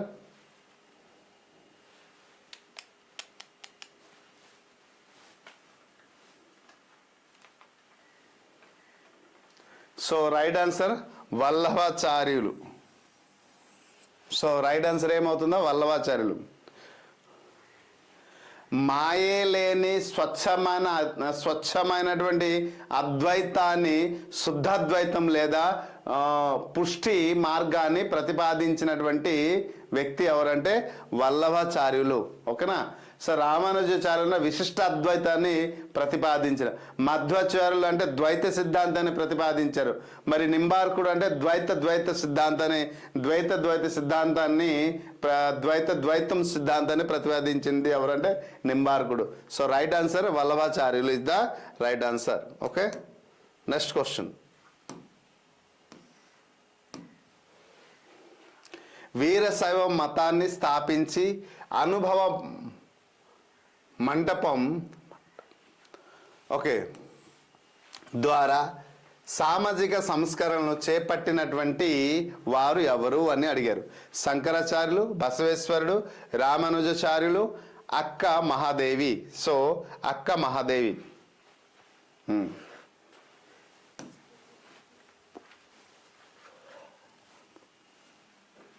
అక్క మహాదేవి. సో రైట్ ఆన్సర్ చూడండి మా, ఎగ్జాక్ట్ ఆన్సర్ చూస్ చేయాలి దీంట్లో.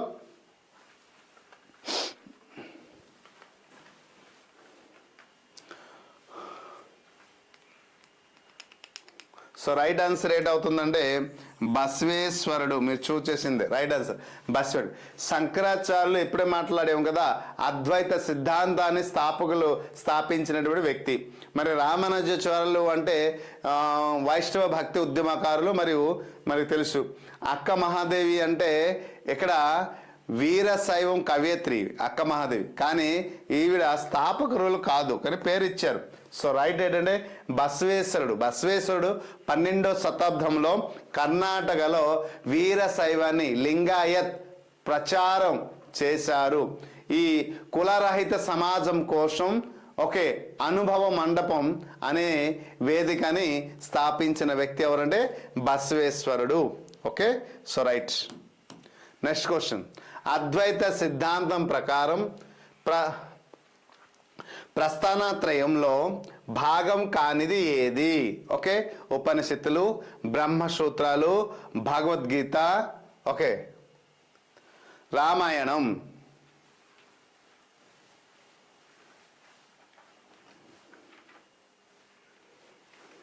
అద్వైత సిద్ధాంతం ప్రకారం అనేసి అడిగారు. ఉపనిషత్తులు, బ్రహ్మసూత్రాలు. సో అద్వైత సిద్ధాంతం ప్రకారం ప్రస్థానత్రయం అనేసి ఉపనిషత్తులు, బ్రహ్మసూత్రాలు, భగవద్గీత ఇవన్నీ కూడా ఏమవుతుందంటే ప్రస్థాన సూత్రాలే. రామాయణం మాత్రమే కాదు. ఉపనిషత్తులు ఎలాగా సార్? ఉపనిషత్తులు అంటే శృతి ప్రస్థానం అంటారు. దీనికి శృతికి ఆధారపడి ఉంటుంది కదా, శృతి ప్రస్థానం అంటారు. దీన్ని శృతి ప్రస్థానం అంటారు. బ్రహ్మసూత్రాలు అంటే ఇది న్యాయానికి సంబంధించింది. మరి భగవద్గీత అంటాం. మరి ఈ భగవద్గీత అంటే స్మృతి, దీనికి స్మృతికి సంబంధించింది. ఇది శృతి, ఇది స్మృతికి సంబంధించింది. కాబట్టి ఈ మూడు కూడా దీనికి సంబంధించిందే. అద్వైత సిద్ధాంత భాగం కానిది. సో రామాయణం అనేది ఇది ఏ సిద్ధాంతం? ఇది ఒక కథ. రామాయణం ఇతిహాసం, వేదాంత గ్రంథం కాదు. ఇది ఒక ఇతిహాసం అనేది భాగవతం, కానీ రామాయణ ఇతిహాసం కాదు. ఇది ఒక కథ. So this is right answer రామాయణమే. Next. Endowment act and duties. Right, act గురించి వచ్చేసాం. చట్టం సెక్షన్. ఏపీ దేవాదాయ చట్టం 30/87లోని సెక్షన్ 57 ప్రకారం ప్రతి దేవాలయ వార్షిక ఆదాయంలో ఎండోమెంట్ అడ్మినిస్ట్రేషన్ ఫండ్ ఈఏఎఫ్, మంచి క్వశ్చన్ అడిగాడండి, ఈఏఎఫ్ కు ఎంత శాతం చెల్లించాలి? సూపర్ క్వశ్చన్ అమ్మా. మేబీ ఇటువంటి క్వశ్చన్ వచ్చినా కూడా ఆశ్చర్యపడవసరం లేదు. మంచి question, one of the best question అని చెప్పవచ్చు. ఈరోజు వచ్చినటువంటి క్వశ్చన్లో one of the best question. ఇంతవరకు మనం ఎన్నో ఎగ్జామ్ నిర్వహించాం, కానీ ఈ క్వశ్చన్ రాలే. మిగతావన్నీ స్టోరీస్ కాబట్టి అక్కడక్కడ టచ్ అయినట్టు అనిపిస్తుంది, రిపీటెడ్ అయి ఉంటుంది, కానీ ఈ క్వశ్చన్ అయితే ఇంతవరకు రాలే.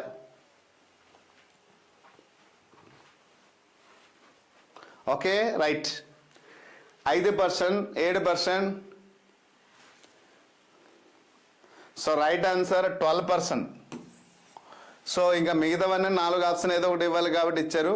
So right option 12%. అక్కడ అందరూ తప్పు చేస్తారు నాకు తెలుసు, ఎందుకంటే ఇంతవరకు ఈ మోడల్ క్వశ్చన్ ఎక్కడ రాలేదు. 12% అనేది దేవాదాయ శాఖలో పరిపాలన ఖర్చు నిమిత్తం దేవాలయాల్లో తమ వార్షిక ఆదాయంలో నిర్ణీత శాతాన్ని సాధారణంగా పెద్ద ఆలయాలకు గరిష్టంగా 12 వరకు 12% ప్రభుత్వానికి చెల్లించాలి. ఓకే, సో ఇది గుర్తుంచుకోవాల్సిన పాయింట్.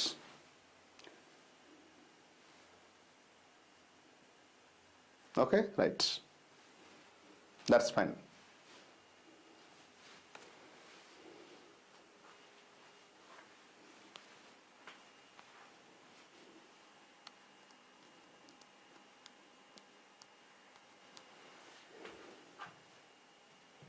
Next question. సెక్షన్ 57 ప్రకారం కామన్ గుడ్ ఫండ్ CGF కు చెల్లించాల్సిన వాటా ఎంత? ఓకే, సో ఇక్కడ 2%. చూడండి అమ్మా, 2, 5, 8, 10. త్రివేణి మేడం గారు అటెండ్ అయ్యారా? So right. సో 2, 5, 8, 10%. ఇలా 4 ఆప్షన్స్ ఉన్నాయి. సో సెక్షన్ 57 ప్రకారం కామన్ గుడ్ ఫండ్ CGF అంటారు. సో చెల్లించాల్సిన వాటా ఎంత అంటే 5% మాత్రమే. సో హిందూ ధర్మ ప్రచారం హిందూ ధర్మ ప్రచారం కోసం శిథిల అవస్థలో ఉన్నటువంటి ఆలయాలు వాటి యొక్క పునరుద్ధరణ కోసం, ఓకే, రీకన్స్ట్రక్షన్ కోసం ఏర్పాటు చేసిన కామన్ గుడ్ ఫండ్ ఆలయాలు తమ ఆదాయాల్లో 5% అనేది చెల్లించాల్సి ఉంటుంది. ఈ క్వశ్చన్ కూడా ఇంతవరకు రాలేని క్వశ్చన్. నెక్స్ట్, దేవాదాయ చట్టం సెక్షన్ 29 ప్రకారం ఎండోమెంట్ యాక్ట్ సెక్షన్ 29 ప్రకారం కార్యనిర్వహణ అధికారి ఎగ్జిక్యూటివ్ ఆఫీసర్ బాధ్యత కానిది అడిగాడు. ఇక్కడ ఏంటి అడిగారమ్మా? బాధ్యత కానిది అని అడిగారు.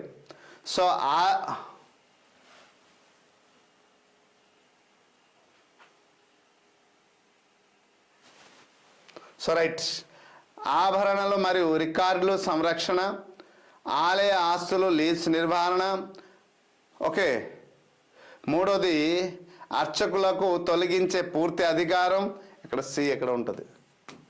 నెక్స్ట్, ఆదాయం మరియు ఖర్చుల బాధ్యత. So right.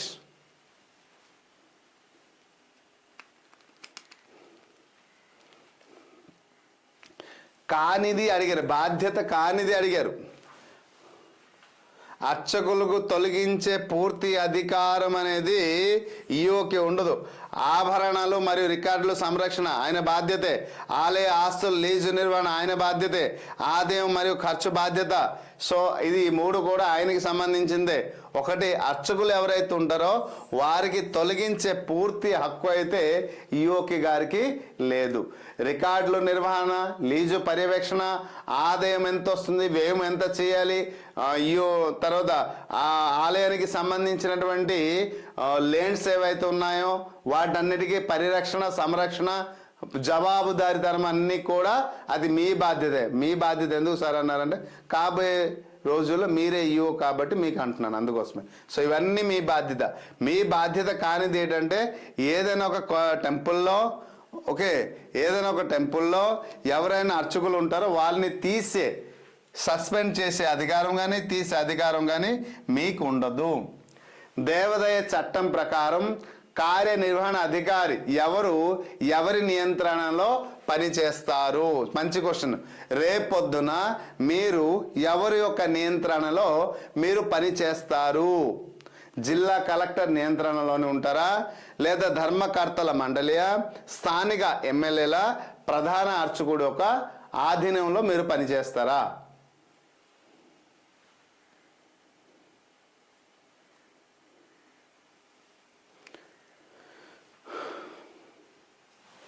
ఇక్కడ ధర్మకర్తల మండలి ఒకటి ఉంటుంది చూడండి. ఈ ధర్మకర్తల మండలి ఉంటుంది చూసారా, ఈ ధర్మకర్తల మండలి యొక్క ఆధీనంలో నియంత్రణలో పని చేయాల్సి ఉంటుంది. అంటే దైనందిన పరిపాలనలో ధర్మకర్తల మండలి ఏదైతే ఉంటుందో వారి యొక్క నిర్ణయాలు ఏవైతే ఉన్నాయో నిర్ణయాలకు అమలు చేయాలి. మరియు ఎండోమెంట్ కమిషనర్ ఒక ఆదేశాల మేరకు ఈయన లోబడి ఉంటారు. కాబట్టి సో ఎండోమెంట్ కమిషనర్ అండర్లోనే ఉంటారు, కానీ ఇక్కడ కమిషనర్ ఇవ్వలేదు. ఒకవేళ కమిషనర్ కానీ ఇచ్చి ఉంటే కమిషనర్ అండర్ అయి ఉంటుంది.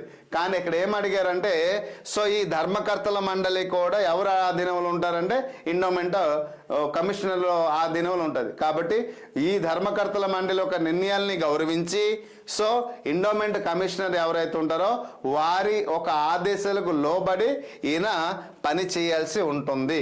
Okay, so right.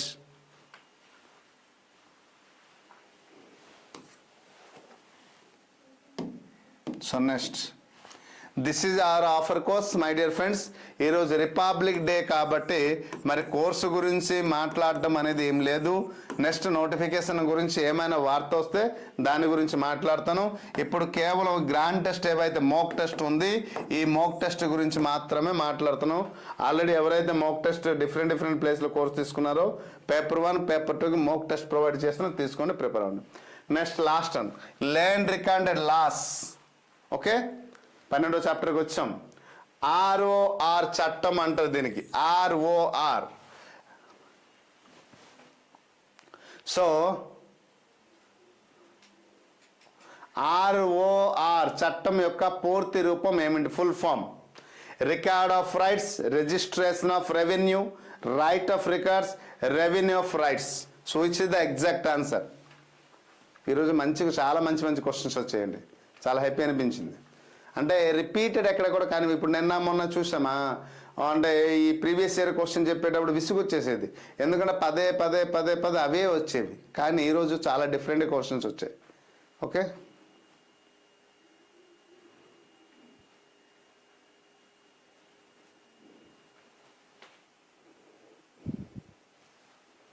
So right answer this is the right answer. Records of rights. Okay, భూమిపై ఎవరి హక్కులు ఉన్నాయో తెలిపే అధికారిక పత్రము అంటారు, రికార్డ్స్ ఆఫ్ రైట్స్. ఓకే, దీన్ని అంటారు. పట్టాదారు పుస్తకం ఏ 1B ఫామ్ అంటారు. దీన్ని ఆధారంగానే ఈ 1B ఫారం రూపంలోనే ఇవ్వడం జరుగుతుంది. ROR యాక్ట్ 1971లో స్థాపించడం జరిగింది. Super. So right answer. Next question చూడండి అమ్మా. భూ రికార్డులో అడంగల్ లేదా పహణి దీనిని సూచిస్తుంది? మనం చెప్పిన కంటెంట్ ఇవన్నీ. సో భూ రికార్డులలో అడంగల్ అంటారు, అడంగల్ లేదా పహణి. సో పహణి అనేది వర్డ్ ఎక్కడి నుంచి వచ్చింది కూడా నేను చెప్దాం. So right. సో అడంగల్ అని మనం అంటాం, తెలంగాణలో దీనికి ఏమంటారంటే పహణి అంటారు. Okay, so right.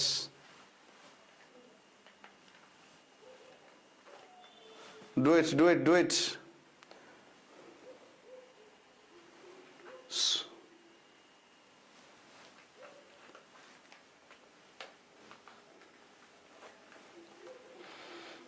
So right answer grammar.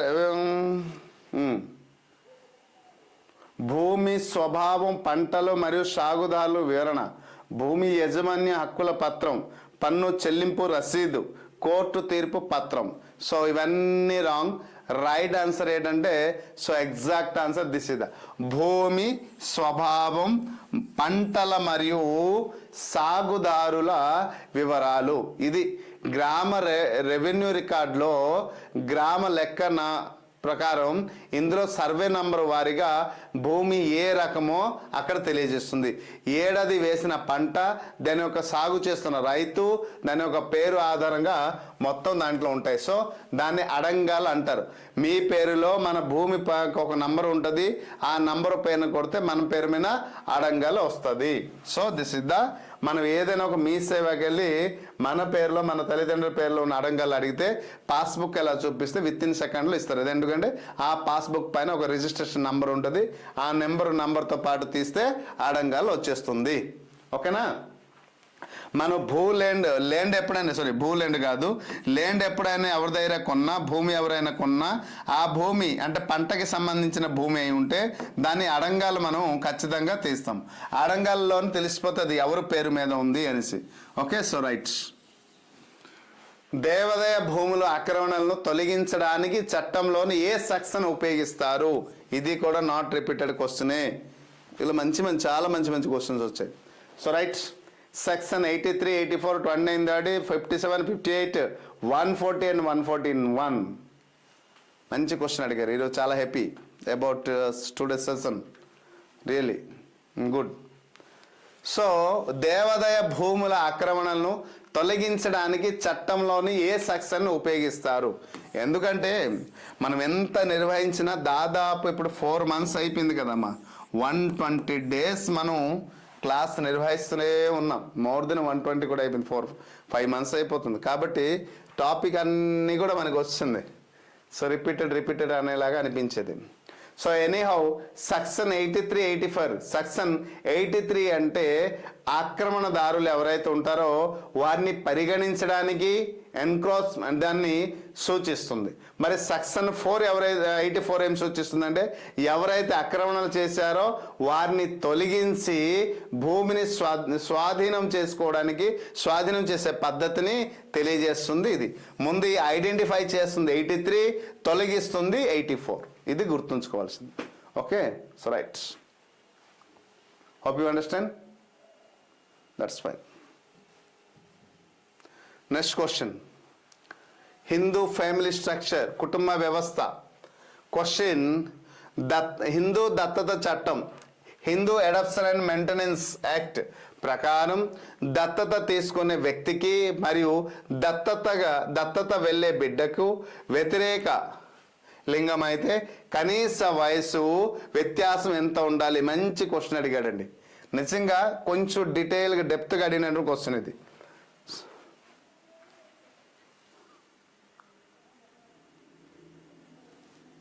ఈ సక్సెస్ గురించి చేద్దాం. నాకైతే మైండ్ ఉంది. యాక్చువల్లీ మొన్నే నేను చేయాలి. ఈ చిన్న న్యూస్ ఒకటి రావడం కొంచెం మైండ్ మీకంటే నా మైండ్ ఎక్కువ డిస్టర్బెన్స్ అయింది. నిజంగా చెప్పనా, ఎండోమెంట్ అనేది మన పిఆర్ అకాడమీలో మాకు ఒక జీవన ఆధారం. మానవులకి ఎలాగైతే జీవన ఆధారం ఎలాగైతుందో మన పిఆర్ అకాడమీకి ఎండోమెంట్ అడ్రస్గా మారింది. ఓకేనా? ఎందుకంటే అంత శ్రమించాం. దాదాపు ఇప్పటి వరకు మొత్తం చెప్తే నియర్లీ 2 years అండి. 1 year అబోవ్ అయిపోయింది. 2 years నుంచి. ఓకేనా? సో మోర్ దెన్ సింపుల్గా చెప్పాలండి 5 months మొత్తం కలిపితే నియర్లీ 2 years వరకు మనం చాలా హార్డ్ వర్క్ చేసాం. మెటీరియల్ విషయంలో మెటీరియల్ని మేము తయారు చేయడానికి దాదాపు 8 to 9 months పడింది. ఒక 4-5 టీచర్ కూర్చుని మెటీరియల్ అంతా కంటెంట్ అంతా వేసి దానికి పీపీటీ చేయడానికి ఎంత టైం పట్టిందో, ఎంత పెయిన్ఫుల్ అయ్యామో అది మాకు తెలుసు. ఒక్కసారి ఆ న్యూస్ విన్నాగానే ప్రసన్న సార్ ఒక గుండె ఆగిపోయింది. నిజంగా చాలా బాధపడ్డాను ఒక 2 days. వాస్తవానికి తర్వాత చివరికి తెలిసింది అది ఆ మెమో శాశ్వతం కాదు, ఆ మెమో క్యాన్సిల్ అయ్యే అవకాశం ఉందని ఒక న్యూస్ రావడంతో కొంత ధైర్యం అయితే వచ్చింది. మీకు ఒక అవకాశం, ఎన్నో రకాల అవకాశం దొరుకుతుంది. కానీ నాకు అయితే ఎండోమెంటే ఒక ప్రెస్టీజ్గా తీసుకున్నాను. ప్రతి టాపిక్ని ఎవ్వరు ఇవ్వని విధంగా, ఏ వ్యవస్థ చేయని విధంగా, ఎవ్వరు అందించినంత కంటెంట్, ఎవరు చెప్పనంత కంటెంట్, ఏ వ్యవస్థ కూడా చేయని విధంగా రెగ్యులర్ లైఫ్స్ ప్రతి ఒక్క వ్యక్తికి అనేక విధాలుగా నిలబడ్డాం కదా. ఒక్కసారి అలా వచ్చిన తర్వాత సో చాలా పెయిన్ అనిపించింది. ఓకే, రైట్ ఆన్సర్ ఏటవుతుందంటే 21 సంవత్సరాలు అనేది సరైన సమాధానం. సో 21 సంవత్సరాలు నైతికంగా దృష్ట్యా. సో ఓటు హక్కు అయితే 18 సంవత్సరాలు వస్తుంది. కానీ నైతికంగా ఒక పురుషుడు ఆడపిల్లను లేదా స్త్రీ మగ పిల్లడికి దత్తత తీసుకుంటే వారి మధ్య కనీస వయసు 21 ఏళ్ళు తేడా ఉండాలని చట్టం. ఓకే, సో ఈ హిందూ యాక్ట్ ఏదైతే ఉందో, ఫ్యామిలీ స్ట్రక్చర్ యాక్ట్ ఏదైతే ఉందో అది 1956లో స్థాపించారు కదా, ఆ యాక్ట్ అయితే చెప్తుంది. Okay, Hindu adoption. ఓకేనా? So right. Hindu adoption and management, దీన్నే HAMA అంటారు, హమా అంటారు, హమా యాక్ట్ కూడా అనొచ్చు. హమా యాక్ట్ అంటే ఇదే. So Hindu adoption and maintenance act 21 years is the exact answer. Okay.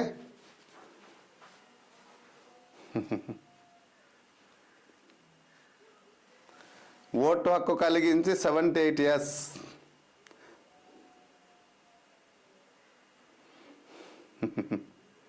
Thank you.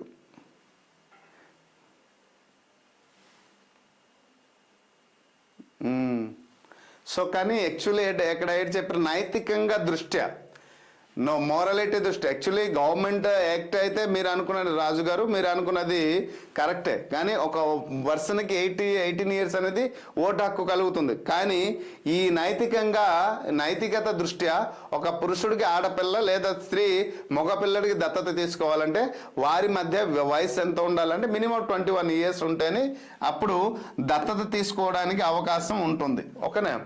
So right. Hindu వారసత్వ చట్టం ప్రకారం క్లాస్ 1 వారసుడు, వారసుడు అనేసి అంటాం. కాని వారు ఎవరు? భార్య, కుమారుడు, తండ్రి, తల్లి. ఇక్కడ 4 ఆప్షన్స్ ఇచ్చారు. ఓకే. ఎస్ రైట్ తోటరాజు గారు. నిజంగానండి, మీరందరూ ప్రిపేర్ అయ్యారు. ఒక 3 months 4 months మాత్రం మీరు ఎఫర్ట్ పెట్టారు. ఈ ఎప్పుడు పెట్టారు అంటే, సో చూడండి, మనకి ఎండోమెంట్ నోటిఫికేషన్ వస్తుందని ఒక వార్త వచ్చినప్పటి నుంచి కొంతమందికి ఈ మనకి ఏంటొచ్చింది, ఈ కేరీ ఫార్వర్డ్ పోస్టులు ఏవైతే వచ్చిందో అప్పటి నుండి. ఓకేనా?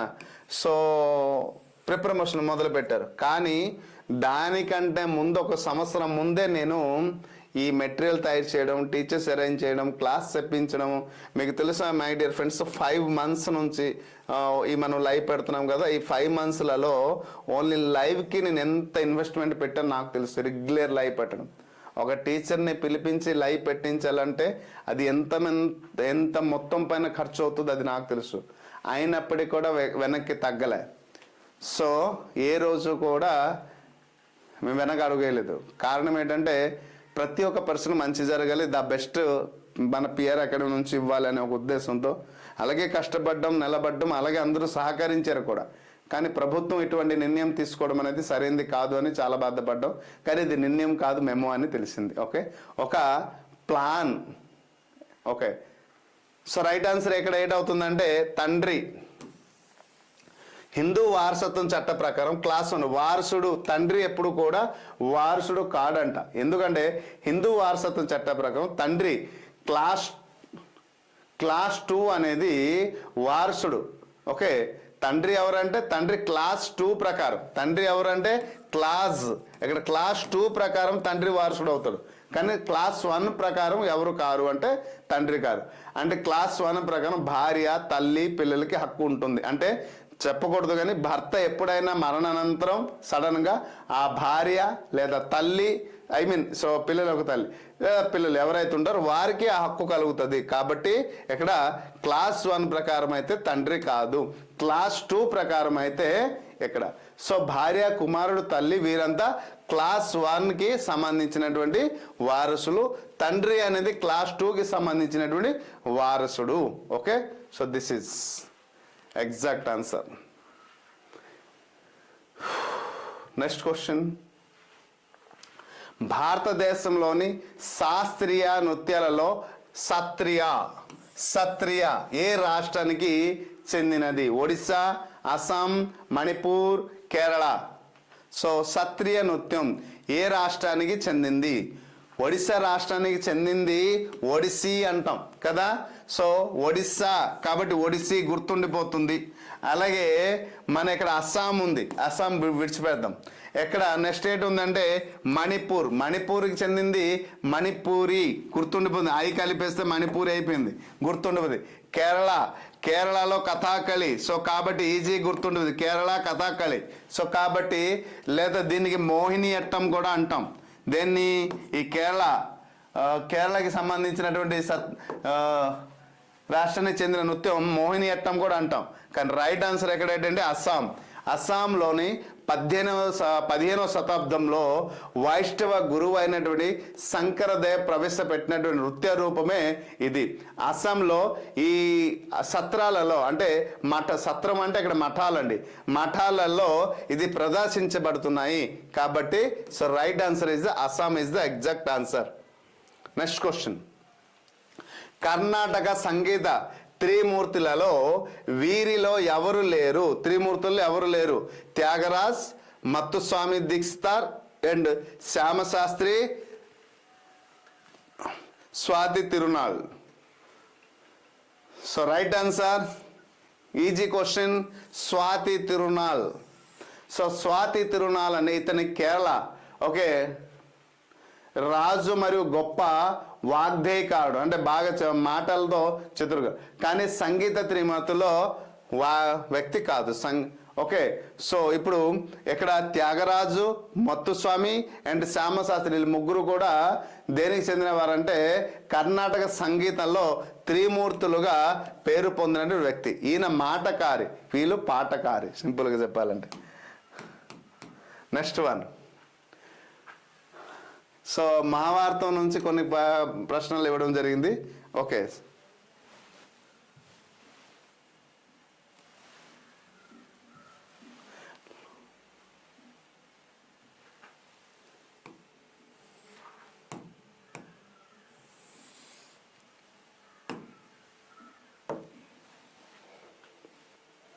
సో రైట్, పంచరాత్ర ఆగమం ప్రకారం దేవుని ఆరాధనలో వ్యూహాలు ఎన్ని?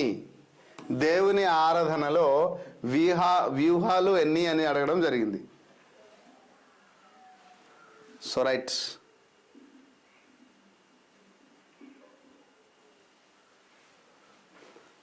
3, 4, 5, 6 ఎన్ని వ్యూహాలు ఉంటాయమ్మా?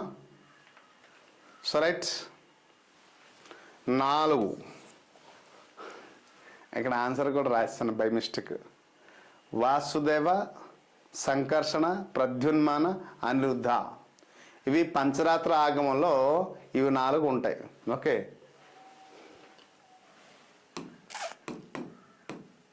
నెక్స్ట్ క్వశ్చన్, జంగమ అనే పదం ఏ మతానికి లేదా వర్గానికి చెందినటువంటి గురువు? సో ఎక్కడైతే అడిగానంటే జంగమం అనేది ఇక్కడ అడగడం జరిగింది.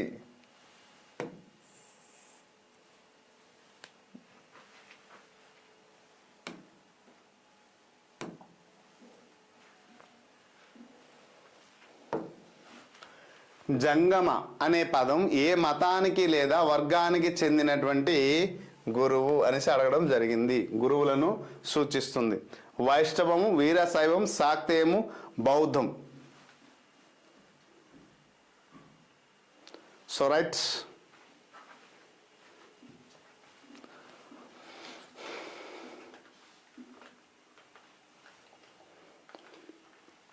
అందరికీ అర్థమైపోయింది జంగం అంటే ఎక్కడ ఉంటుంది. వీరశైవం. సో వైష్ణవం అంటే విష్ణుదేవుడు, శాక్తేయం అంటే అమ్మవారు. సో రైట్ ఆన్సర్ ఏమవుతుందంటే వీరశైవము అయిందా.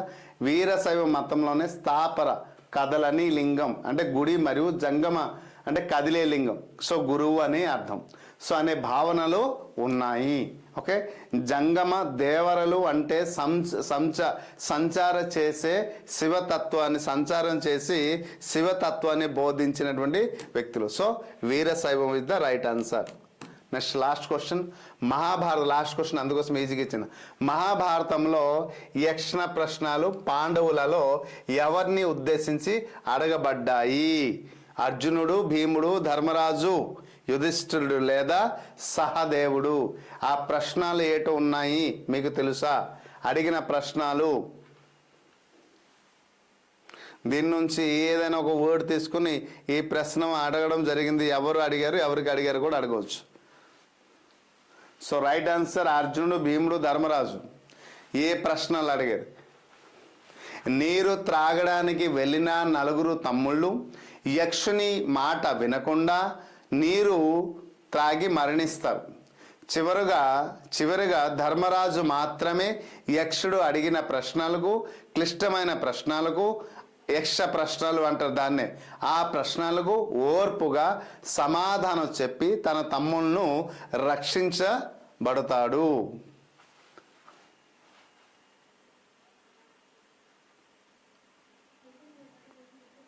అయ్యా నేను ఎంతవరకు చెప్పాను, మీరు ఎప్పుడు వచ్చారు, అప్పుడు వెళ్ళిపోయారు సూర్యబాబు గారు, మళ్ళీ వచ్చారు, మళ్ళీ స్టార్ట్ చేశారండి. చెప్పాను ఇంతకుముందు, ఓకేనా? అది జరగదు, జరగని పని గుర్తుపెట్టుకోండి. యక్షుడు అడిగే ప్రశ్నలు భూమి కంటే నేను అడుగుతాను, మీరు సమాధానం చెప్తారా? నేను అడుగుతాను, యక్షుడు అడిగే ప్రశ్నలు నేను అడుగుతాను, మీరు సమాధానం చెప్తారా?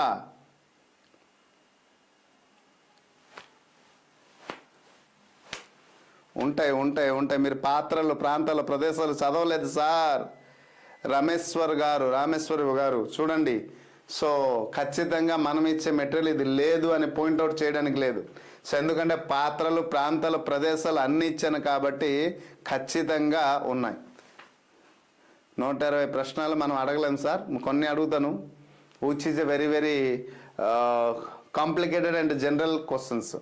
ఓకే, భూమి కంటే బరువైనది, ఆకాశం కంటే పొడవైనది, గాలి కంటే వేగవంతమైనది, గడ్డి పోచ కంటే దట్టమైనది. ఓకే, ధర్మానికి ఆధారం ఏది, మనిషికి నిజమైనటువంటి బంధువు ఎవరు, మనిషికి నిజమైనటువంటి బంధువు ఎవరు. ఓకే, సో ఇలాంటి ప్రశ్నలు. భూమి కంటే బరువైనది ఏది అమ్మా? తల్లి. ఓకే, భూమి కంటే బరువైనది తల్లి. అలాగే ఎందుకంటే అంత బరువును మోస్తుందిగా. ఆకాశం కంటే పొడవైనది లేదా ఎత్తు అయినది ఏది అంటే తండ్రి. ఓకే, సో ఆకాశం కంటే ఎత్తు అయినది, పొడవైనది ఎవరంటే ఈ సృష్టిలో ఉన్నారంటే తండ్రి. మరి గాలి కంటే వేగవంతమైనది ఏది అంటే మనస్సు. ఓకే, గడ్డి పోచ కంటే దట్టమైనది ఏది అంటే చింత, ఆలోచన, బాధ. ఎస్, ధర్మానికి ఆధారము ఎక్కడి నుంచి వస్తుందో తెలుసా? దయ. నేను ధర్మవంతుణ్ణి అని చెప్పుకోవడానికంటే నాలో దయ ఉంటే నేను ధర్మవంతు. అంటే దానికి మూలం ఎక్కడ ఏర్పడుతుందంటే నీ దయ నుంచే వస్తుంది. మనిషికి నిజమైన బంధువు ఎవరు అంటే ఎవరూ లేరండి నిజంగా. కానీ ఒకటి ఉంటుంది, ధైర్యం లేదా మంచి స్వభావం అని కూడా అంటాం. నిజంగా ఈ సృష్టిలో నాకు ఎవరైనా బంధువు ఉన్నారంటే నా ధైర్యమే నా బంధువు. మిగతా వాళ్ళు చిన్నాన్న, పెద్దనాన్న, అక్క, తమ్ముడు, చెల్లి, బావ ఇవన్నీ ఏంటంటే అవి కొంతవరకే. కానీ ఏ క్షణమైతే మీరు ఏది కాదు, మీ వల్ల కాదు అని చెప్పేటప్పుడు మీ మనసులో మరి ఏటి ఉండదు. ఓకే, గాలి కంటే వేదమైంది మనిషి అన్నం, గడ్డి పోచ కంటే దట్టమైనది ఆ చింతాన్నం, ధర్మానికి ఆధారం దయానం, మనిషికి నిజమైన బంధువేమో ధైర్యం అన్నం. ఎప్పటికి నశించనిది ఏది అంటే కీర్తి. ఎప్పటికి నశించనిది యక్ష ప్రశ్నలు. యక్ష అడిగాడు ఎప్పటికి నశించింది ఏది అంటే కీర్తి అని అడిగాడు. ప్రపంచం కల్లా ఆశ్చర్యకరమైనటువంటి విషయం ఏమిటి అనేసి యక్షుడు అడగడం జరిగింది. ప్రతిరోజు ఎంతో మంది చనిపోతున్నా మిగిలిన వారు తమ మాత్రం శాశ్వతంగా ఉంటామని భ్రమలో ఇంకా జీవిస్తున్నారు. ఓకే, సుఖం అంటే ఏమిటి అంటే శీలం అని చెప్పడం జరిగింది. అంటే మంచి శీలం అంటే ఇక్కడ ఏంటంటే మంచి ప్రవర్తన, సత్ప్రవర్తన కలిగి ఉండడమే నిజమైనటువంటి సుఖం అని చెప్పడం. ఇలా కొన్ని ప్రశ్నలు అడగడం జరిగింది. Yes, right answer. Okay, so this is the exact. ఎవరు అడిగారు అంటే యక్షుడేమో యుధిష్ఠిరుడికి అడగడం జరిగింది. అది ఏ సందర్భంలో వచ్చింది అందరికీ తెలుసు. మరి దాని గురించి ఎక్కువ డిస్కషన్ చేయాల్సిన అవసరం లేదు. Already you know very well about that. Okay, hope you understand. So ఈరోజు సెషన్ మీకు నచ్చిందా? మనస్ఫూర్తిగా చెప్పండి. నచ్చింది సార్ ఈరోజు సెషన్ అంటే సేమ్ మోడల్ మనం తీసుకుందాం.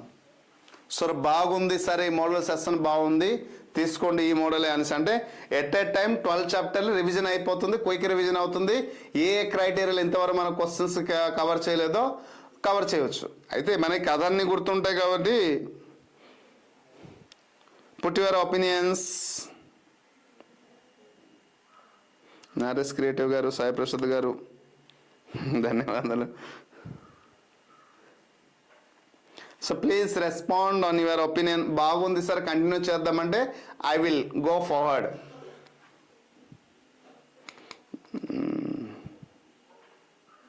త్రివేణి మేడం సో కంటిన్యూ చేద్దామా?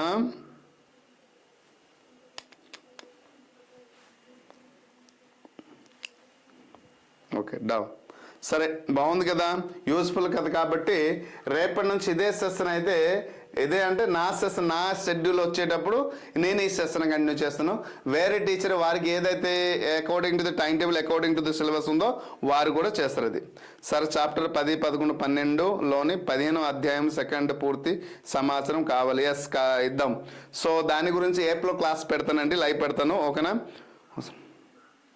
12వ చాప్టర్ కూడా చేస్తాను, అది ఈ ఏప్లో పెడుతున్నామా. మన సెకండ్ లేవ్ కొత్త లేవ్ అని రెడీ అయింది, త్వరలో చేస్తాను. Okay thank you. మళ్ళీ నెక్స్ట్ సెషన్లో కలుద్దాం. ఓకే సో ఆ క్లాసెస్ అన్నీ కూడా ఏప్లో పెడదాం. Okay thank you. మళ్ళీ నెక్స్ట్ క్లాసెస్ సెషన్లో కలుద్దాం. Done done done.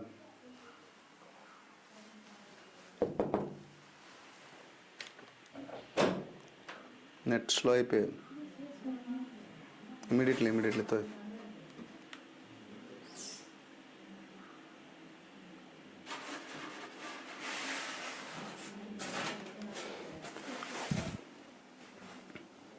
ఓకే నేను సెషన్ ఎంతటితో క్లోజ్ చేస్తున్నాను. Thank you.